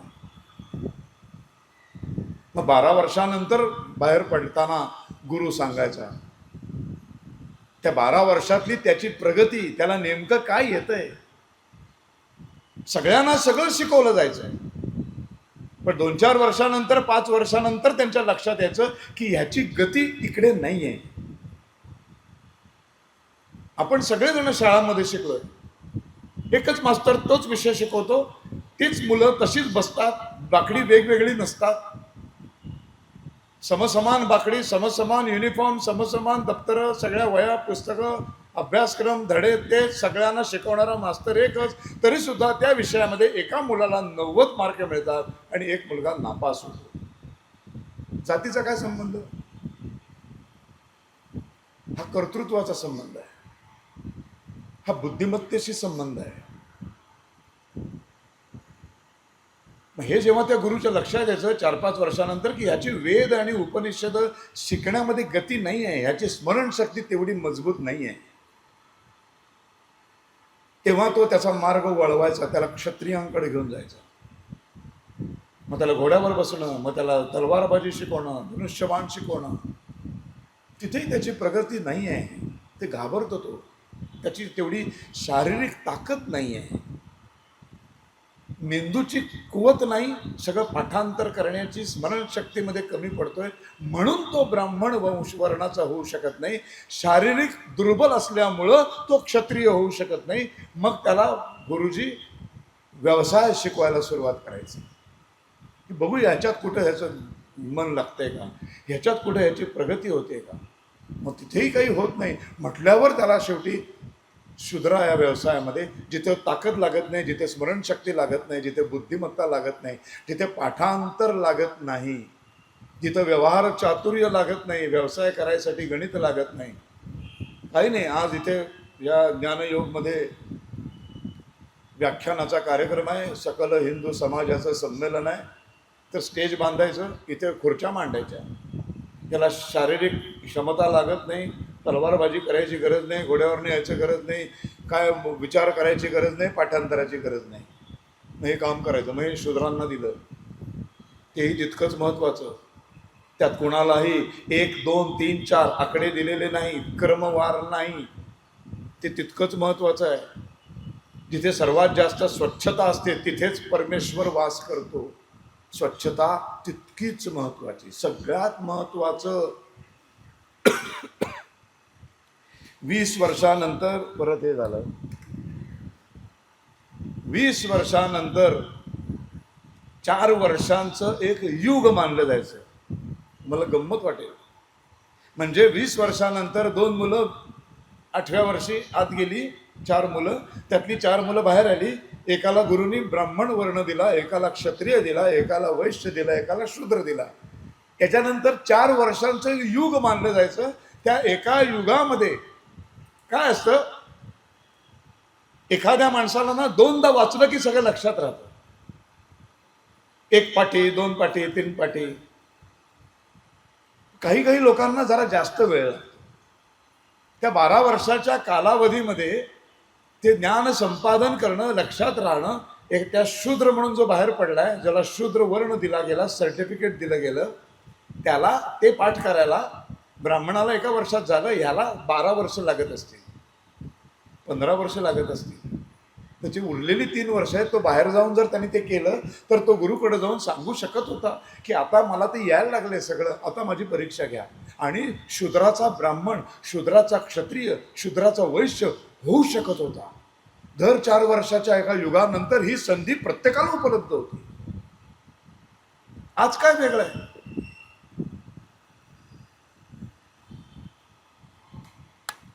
आजही 4 वर्ण पाळतोच की आपण, नाही पाळत? प्रत्येक जण 4 वर्ण पाळतो. आजही अशी अनेक माणसं आहेत जी सुरुवातीला 12वी 10वी नंतर आर्ट्सकडे जातात, आर्ट्समध्ये BA मध्ये खूप शिकतात. अचानक त्यांना वाटायला लागतं यात मजा नाही, आपण जरा आता सायन्स घेऊ. आणि मग त्याच्यानंतर ते अचानक कुठल्या तरी वेगळ्याच क्षेत्रात जातात आणि ते सायन्समध्ये मोठे होतात. मग परत त्यांना वाटायला लागतं नाही आता आपण आर्किटेक्चर हो, तर ते होतात. व्यवसाय बदलतात. तसं आम्ही ते चितळ एक्सप्रेस काढलं, 2 वर्षात लक्षात आलं हे आपला धंदा नाही, हा आपल्या आयुष्यात जमणार नाही. आम्ही बंद केलं. ते बंद म्हणजे दुसऱ्याला देऊन टाकलं आणि पुन्हा अभिनय क्षेत्राकडे व्याख्याता म्हणून परत आलो. हे जमतंय मला. मिठाई विकणारा अशी जी माझी वर्ण होता, तो 2 वर्ष मी करून बघितलं, जमलं नाही. पुन्हा व्याख्याता आणि अभिनेता म्हणून माझ्या वर्णात आलो मी, की ते मला जमतंय.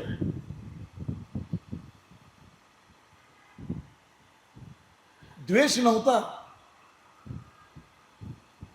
सगळ्यांना समान अधिकार होता. आपण रोज रोज सकाळी उठलो की पहिल्यांदा आपण शूद्र असतो.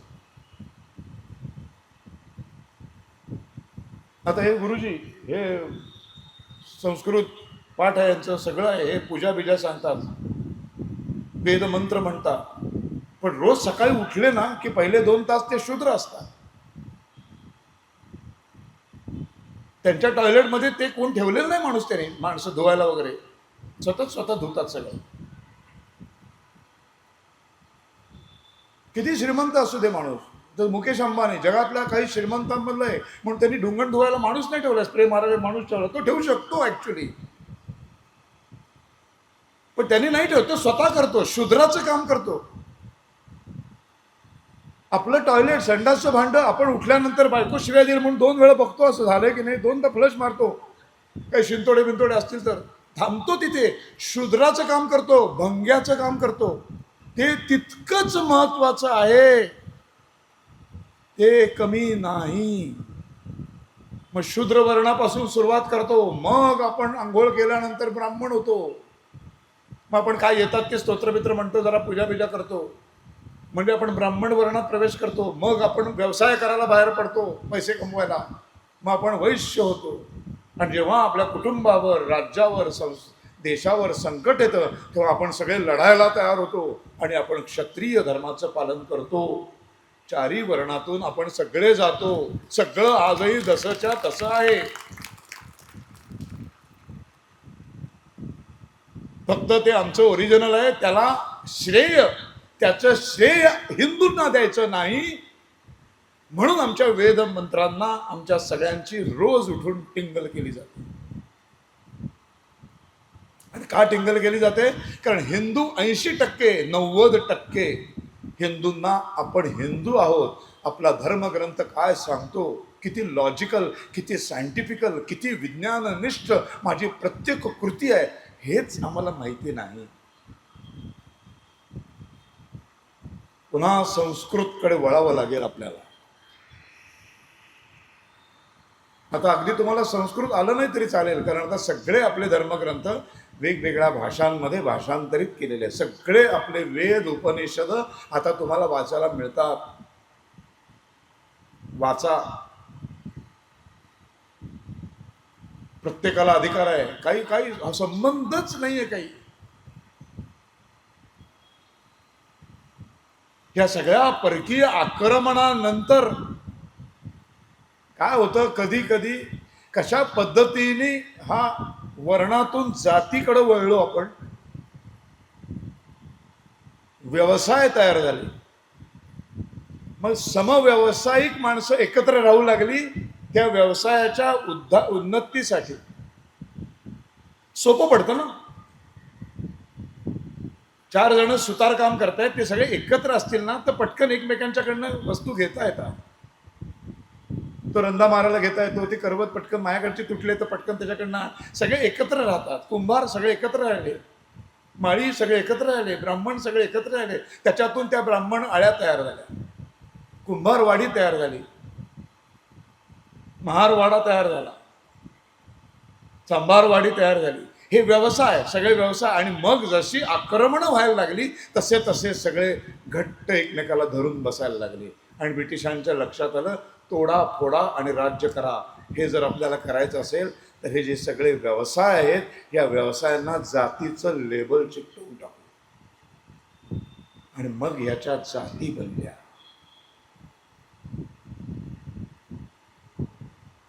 आणि मग हे सगळ्यामध्ये सगळ्यात हुशार वर्ण कोण?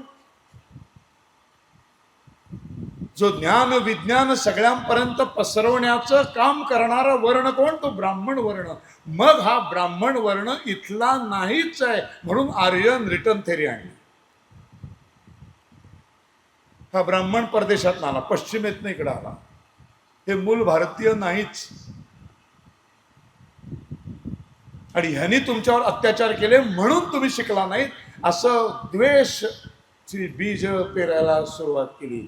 तितकी मुळापर्यंत जाऊन बसली की आज मुसलमान जवळचा वाटतो पण ब्राह्मण दुश्मन वाटतो.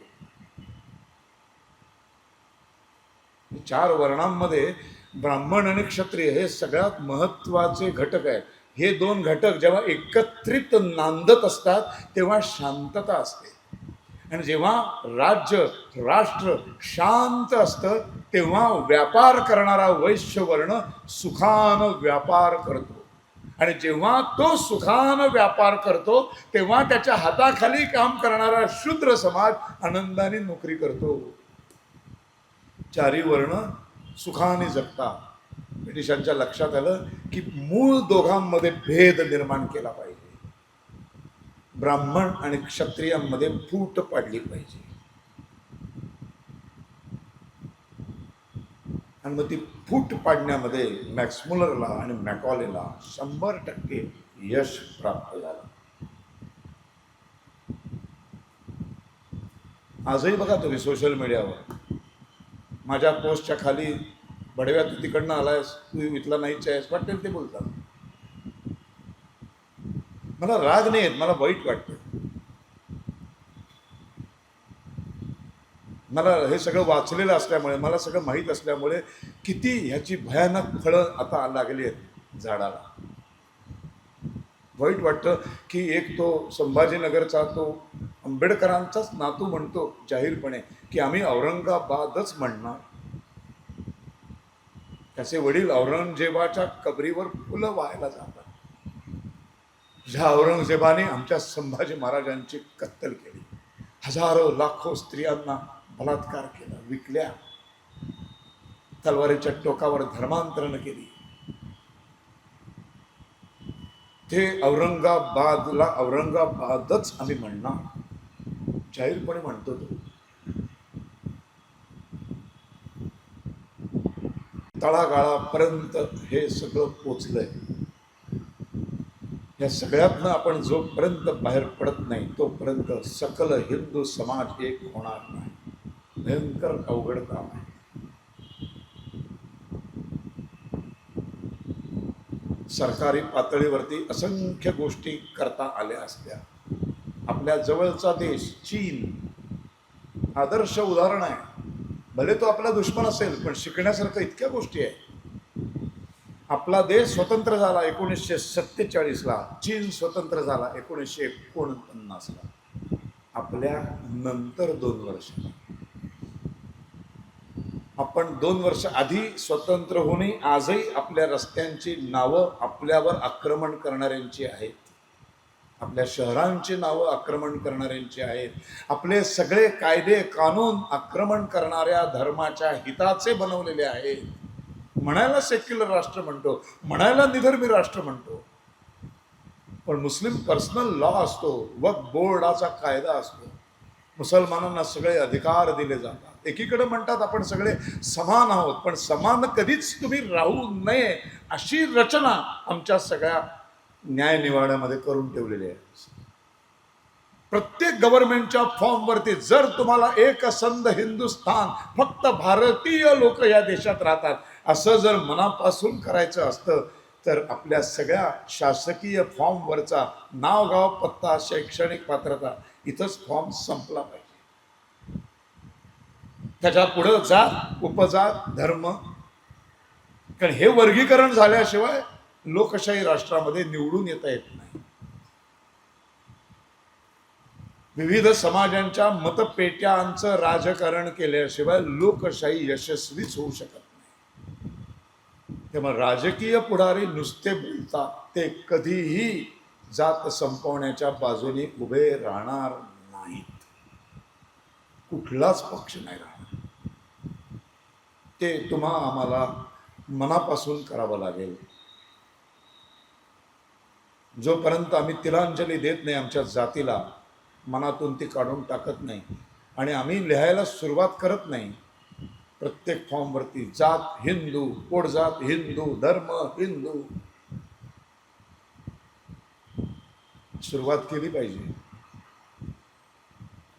त्या दिवशी संपूर्ण समाज फक्त हिंदू म्हणून ओळखला जाईल, तेव्हा राजकारण्यांची इतकी पंचायत होईल की त्यांना कुठल्या समाजाला आता आरक्षण द्यायचं हेच कळणार नाही. मग एक तर संपूर्ण हिंदुस्थानला आरक्षण द्यावं लागेल किंवा मग आर्थिक निकषावर आरक्षण द्यावं लागेल. पण हे ते होऊ देणार नाहीत. आणि आपण तर झोपलेलेच आहोत, आपल्याला काही माहितीच नाही.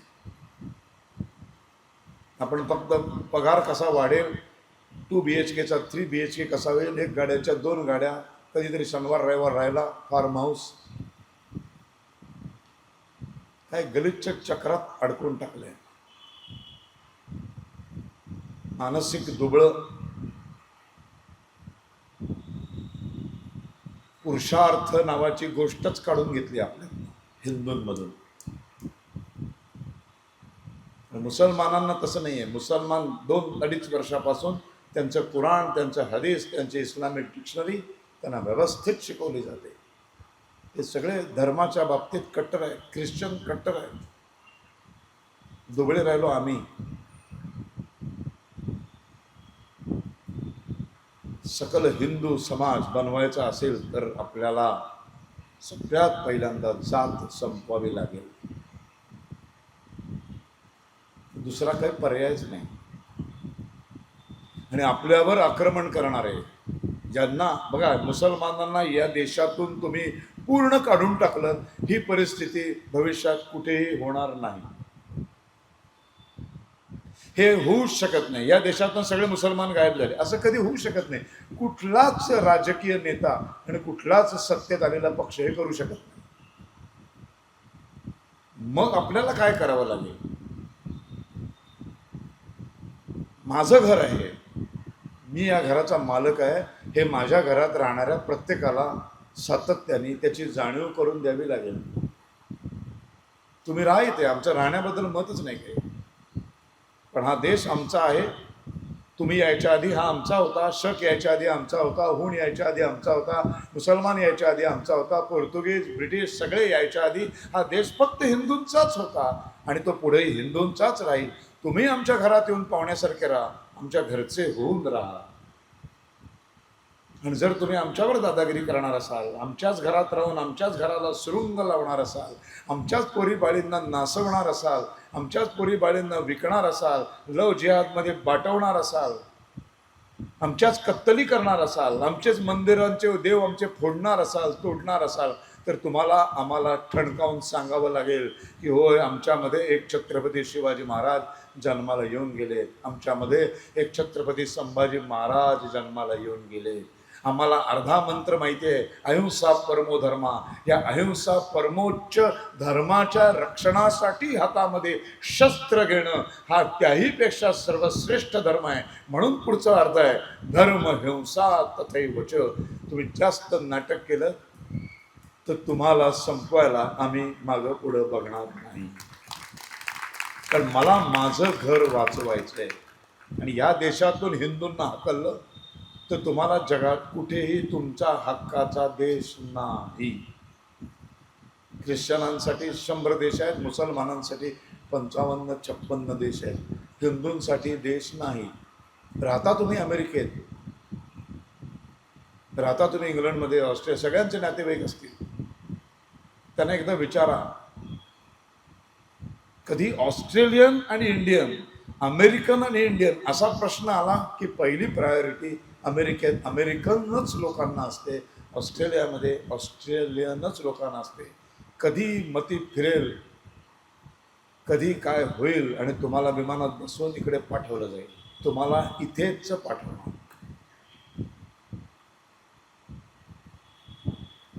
तेव्हा इथं येऊन तुम्ही ह्याचं काही नाही करू शकणार. हे आपलं घर जे शिल्लक आहे, 82 दशलक्ष पर्व क्षेत्रफळ असा हिंदुस्थान होता.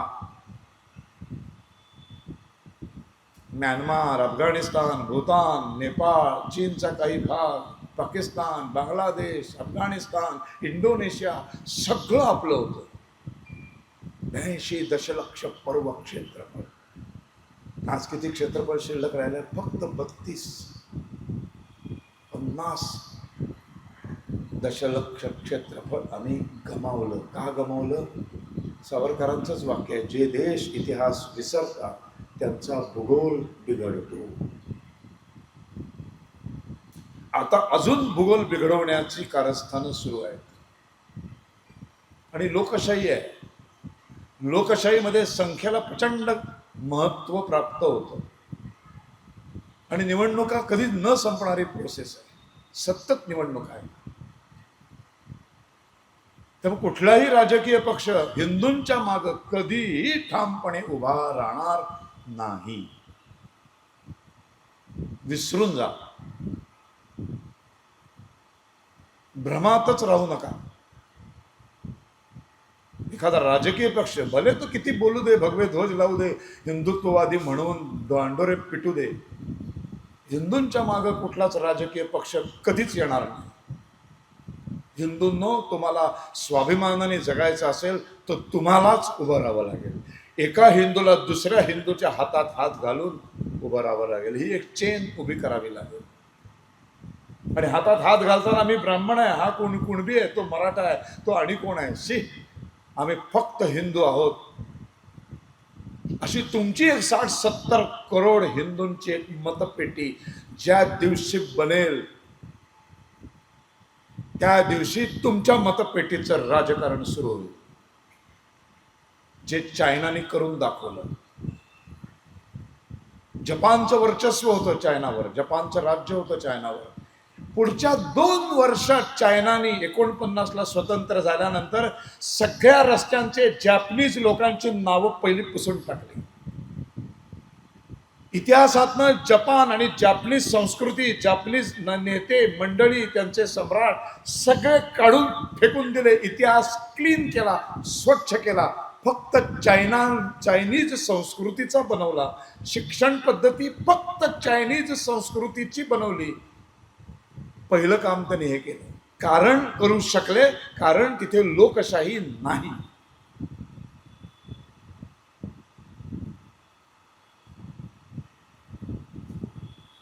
लोकशाही अशी भुस्कन आणली गेली.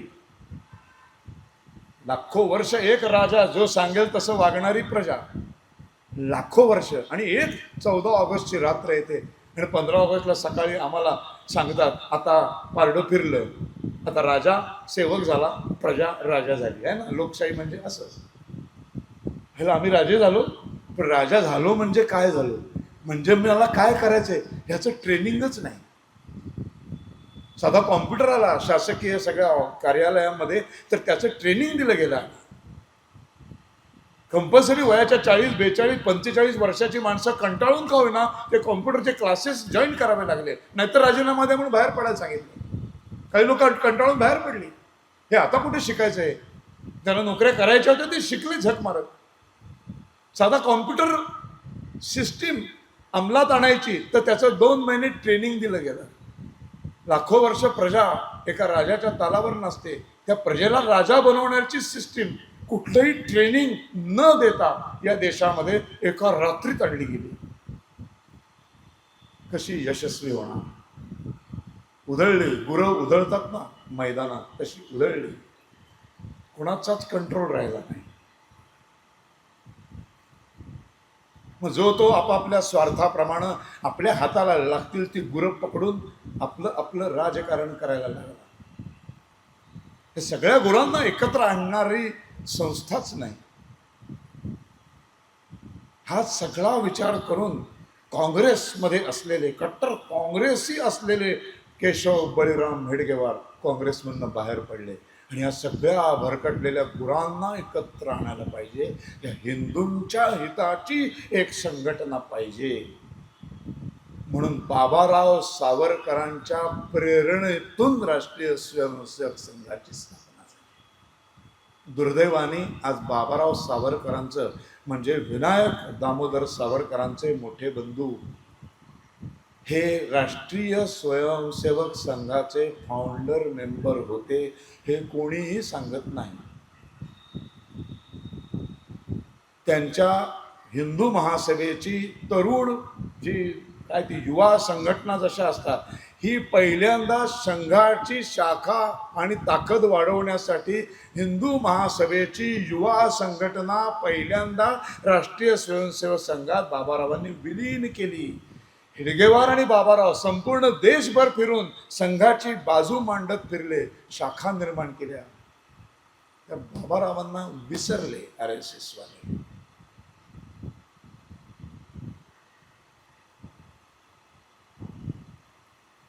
मी आहे ना आठवण करून द्यायला, मी नाही विसरत.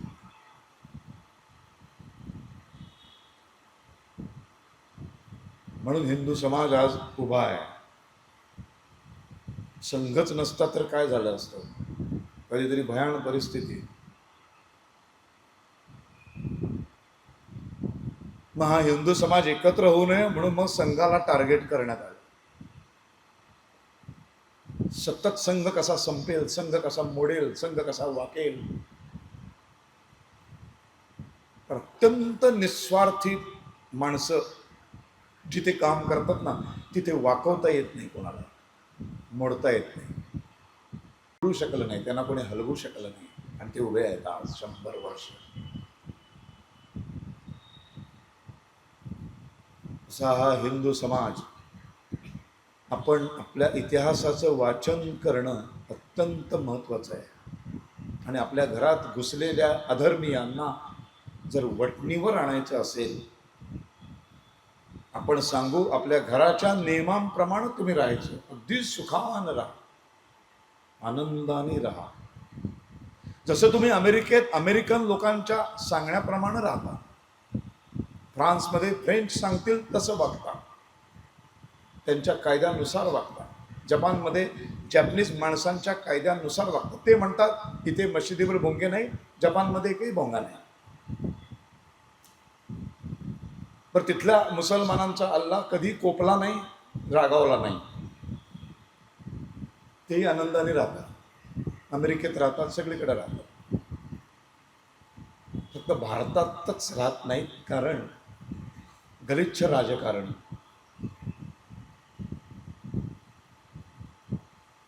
फक्त खुर्ची, पैसा, मरतायत, धडपडतायत, पद पाहिजे. गाडीवर पदाचा बोर्ड लावल्याशिवाय गाडी चालवायला मजाच येत नाही. 2 वर्ष ह्या पक्षात तिथे पद नाही, दुसऱ्या पक्षात तिथे पद नाही, तिसऱ्या पक्षात शी, स्वाभिमान शून्य माणसं.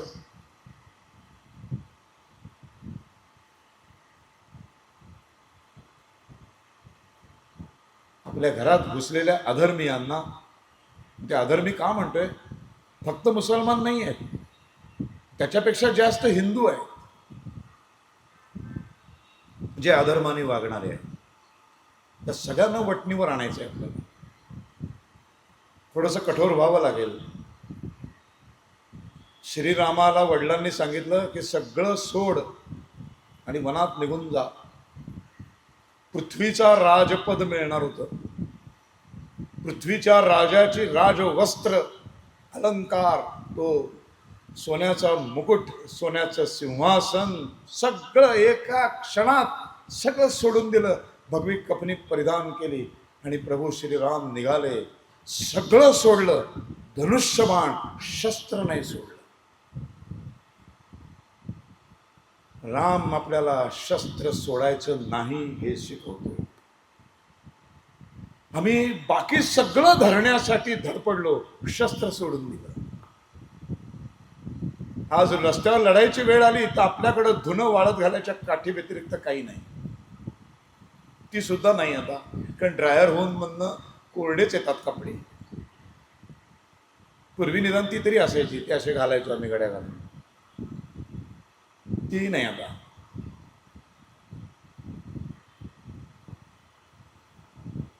शस्त्र नाही, इतिहासाबद्दल आदर नाही, माहिती नाही, अभिमान नाही, स्वाभिमान नाही. सहज फसवणं सोपं आहे आपल्याला. मग तो येऊन सांगतो अब्दुल, ती पोरगी फसते आमची, काही माहितीच नाही तिला. तिला का माहित नाही? तिच्या आईबापाने शिकवलंच नाही.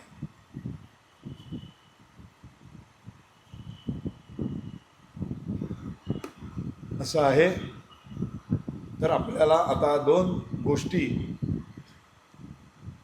ह्या 2026 आणि त्याच्या पुढच्या कालखंडामध्ये हिंदूंना फार महत्त्वाच्या करायच्या आहेत.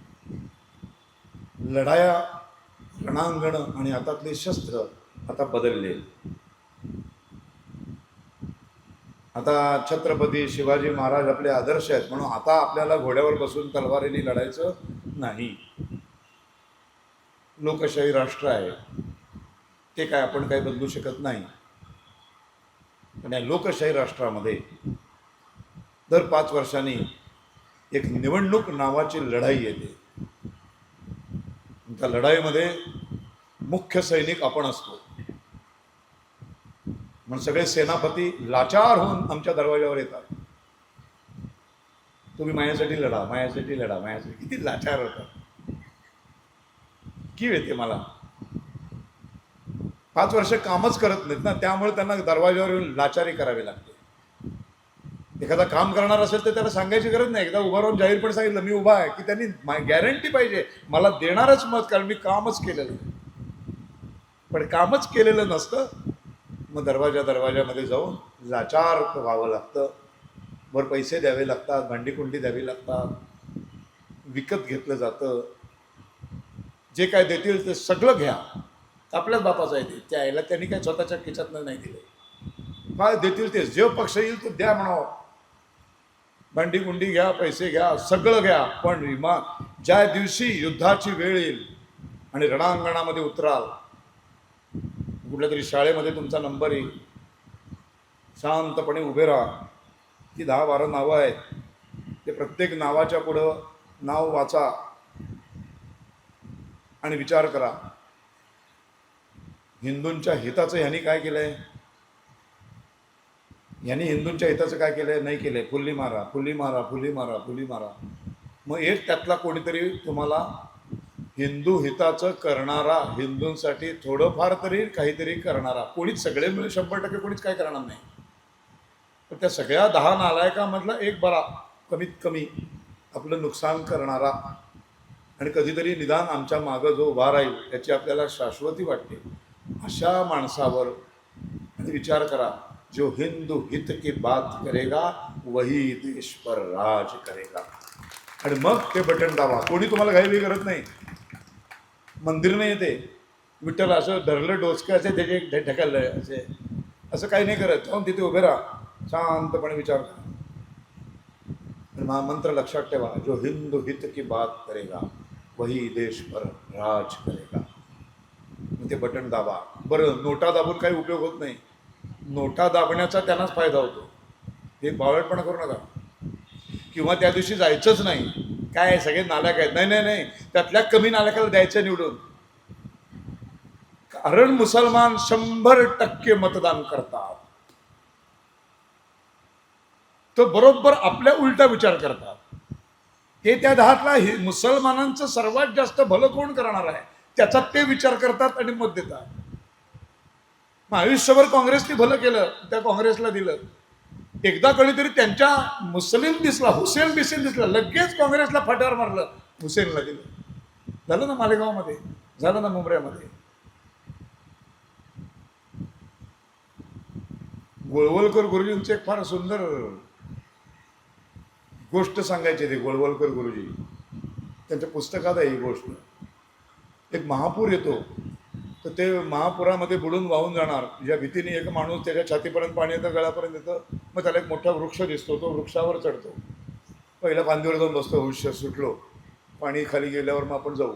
तर ते पाणी वाढतं, ती फांदी पण बुडते, मग तो आणखीन वरच्या फांदीवर जातो. असं करत पाणी वाढत वाढत जातो, तो शेवटच्या टोकापर्यंत जातो त्या झाडाच्या, तिथं जाऊन बसतो.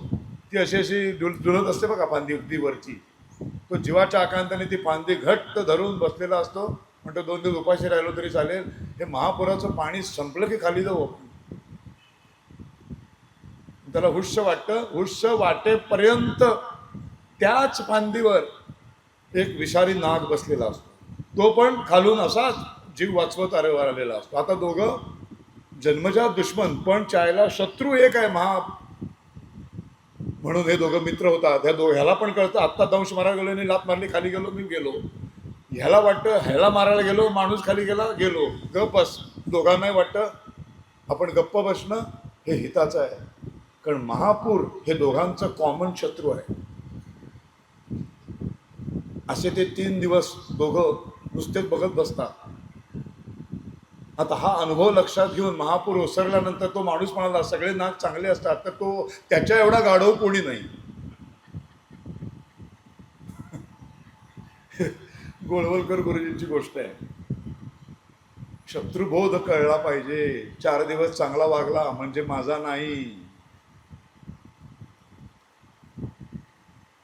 संख्येनं कमी आहे आणि त्याला जीवाची भीती आहे, म्हणून तो चांगला वागतो. तिथे जर अजून 4 नाग आले असते तर त्यांनी याला फाडलाच असता. त्यामुळं मतदान करताना एक लढाई आणि दुसरी लढाई, कुठलीही वस्तू विकत घेताना, अशी वस्तू विकत घेताना खाली बघायचं, भारताचा स्टॅम्प असतो, ISI मार्क असतो, त्याच्या बाजूला जर हलाल स्टॅम्प असेल तर ती वस्तू ठेवून द्यायची, ती घ्यायची नाही. उघडलं.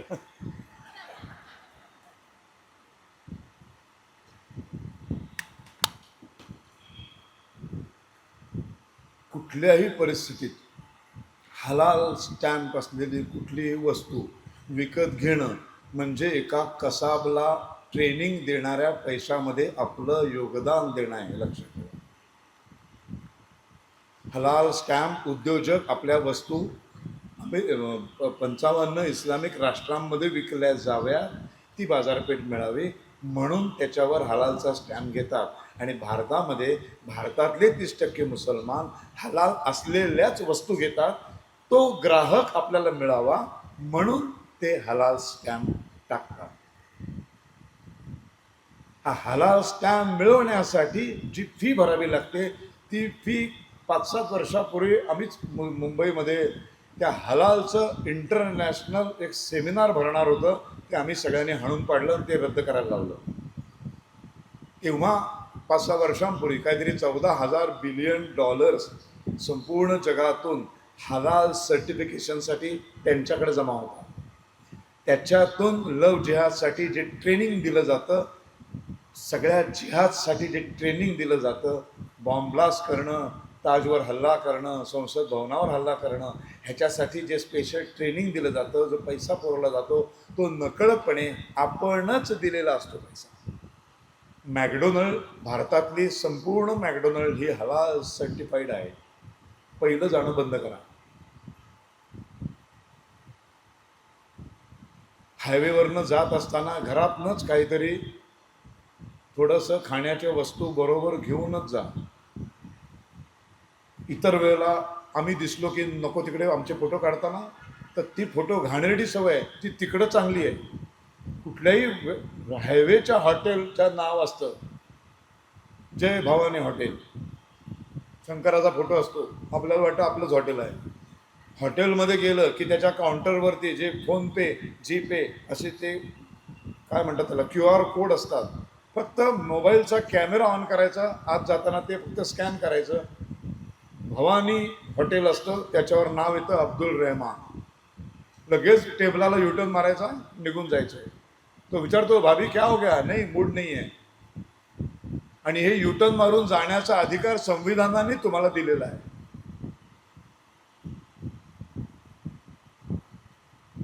अगदी छोट्या छोट्या गोष्टी आहेत. घरामध्ये आपलं प्रत्येक काम हा आपला हिंदूच कसा करेल. माझा हिंदूच कार्पेंटर असला पाहिजे, माझा हिंदूच वायरमॅन असला पाहिजे, हिंदूच प्लंबर असला पाहिजे, ह्याची कटाक्षानं काळजी घ्या. हे ज्या दिवशी 140 करोडमध्ये 30 करोड मुसलमान गेले, 10 करोड त्या राहुलवर प्रेम करणारे आहेत ते गेले, 10 डावे आहेत ज्यांना काही पडलेले नाही आहे, जे 10 असे आहेत ज्यांना दर शनिवार रविवारी फक्त रिसॉर्टवर जाऊन मज्जा करायचे, त्यांना देशबीज कशाची काही फरक पडत नाही. हे सगळं झाल्यावर सुद्धा आजही 60-70 करोड आपण शिल्लक आहोत, त्यांना हे राष्ट्रावर प्रेम आहे. त्या 60-70 करोड लोकांनी रोजचे नकळत 50-100 रुपये आपण देतो आहोत. हे जर देणं बंद केलं तर इमॅजिन करा, दिवसाला 60 करोड गुणिले अगदी कमीत कमी 50 रुपये, किती करोड रुपये आपण अधर्मियांना देतो.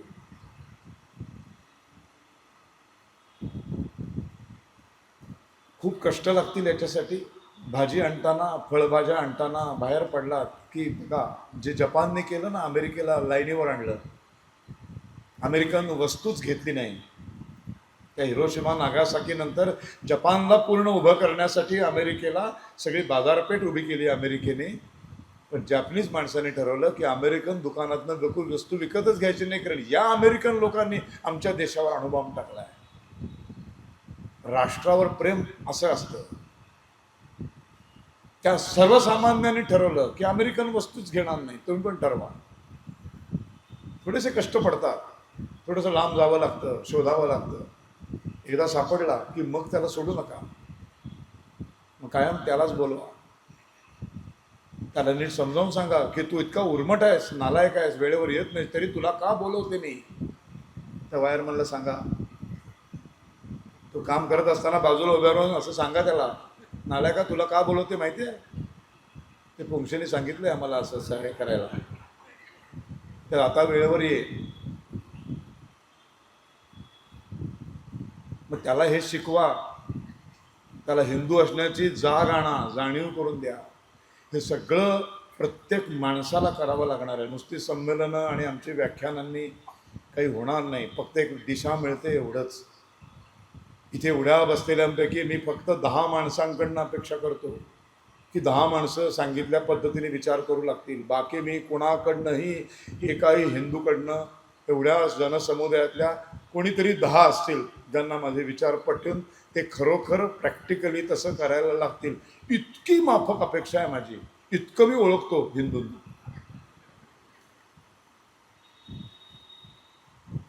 तर आपण सगळेजण हिंदू म्हणून उभे राहू, हिंदू राष्ट्र म्हणून उभे करू, सन्मानाने, स्वाभिमानाने जगू, स्वाभिमानाने आमच्या देवांच्या पूजा करू.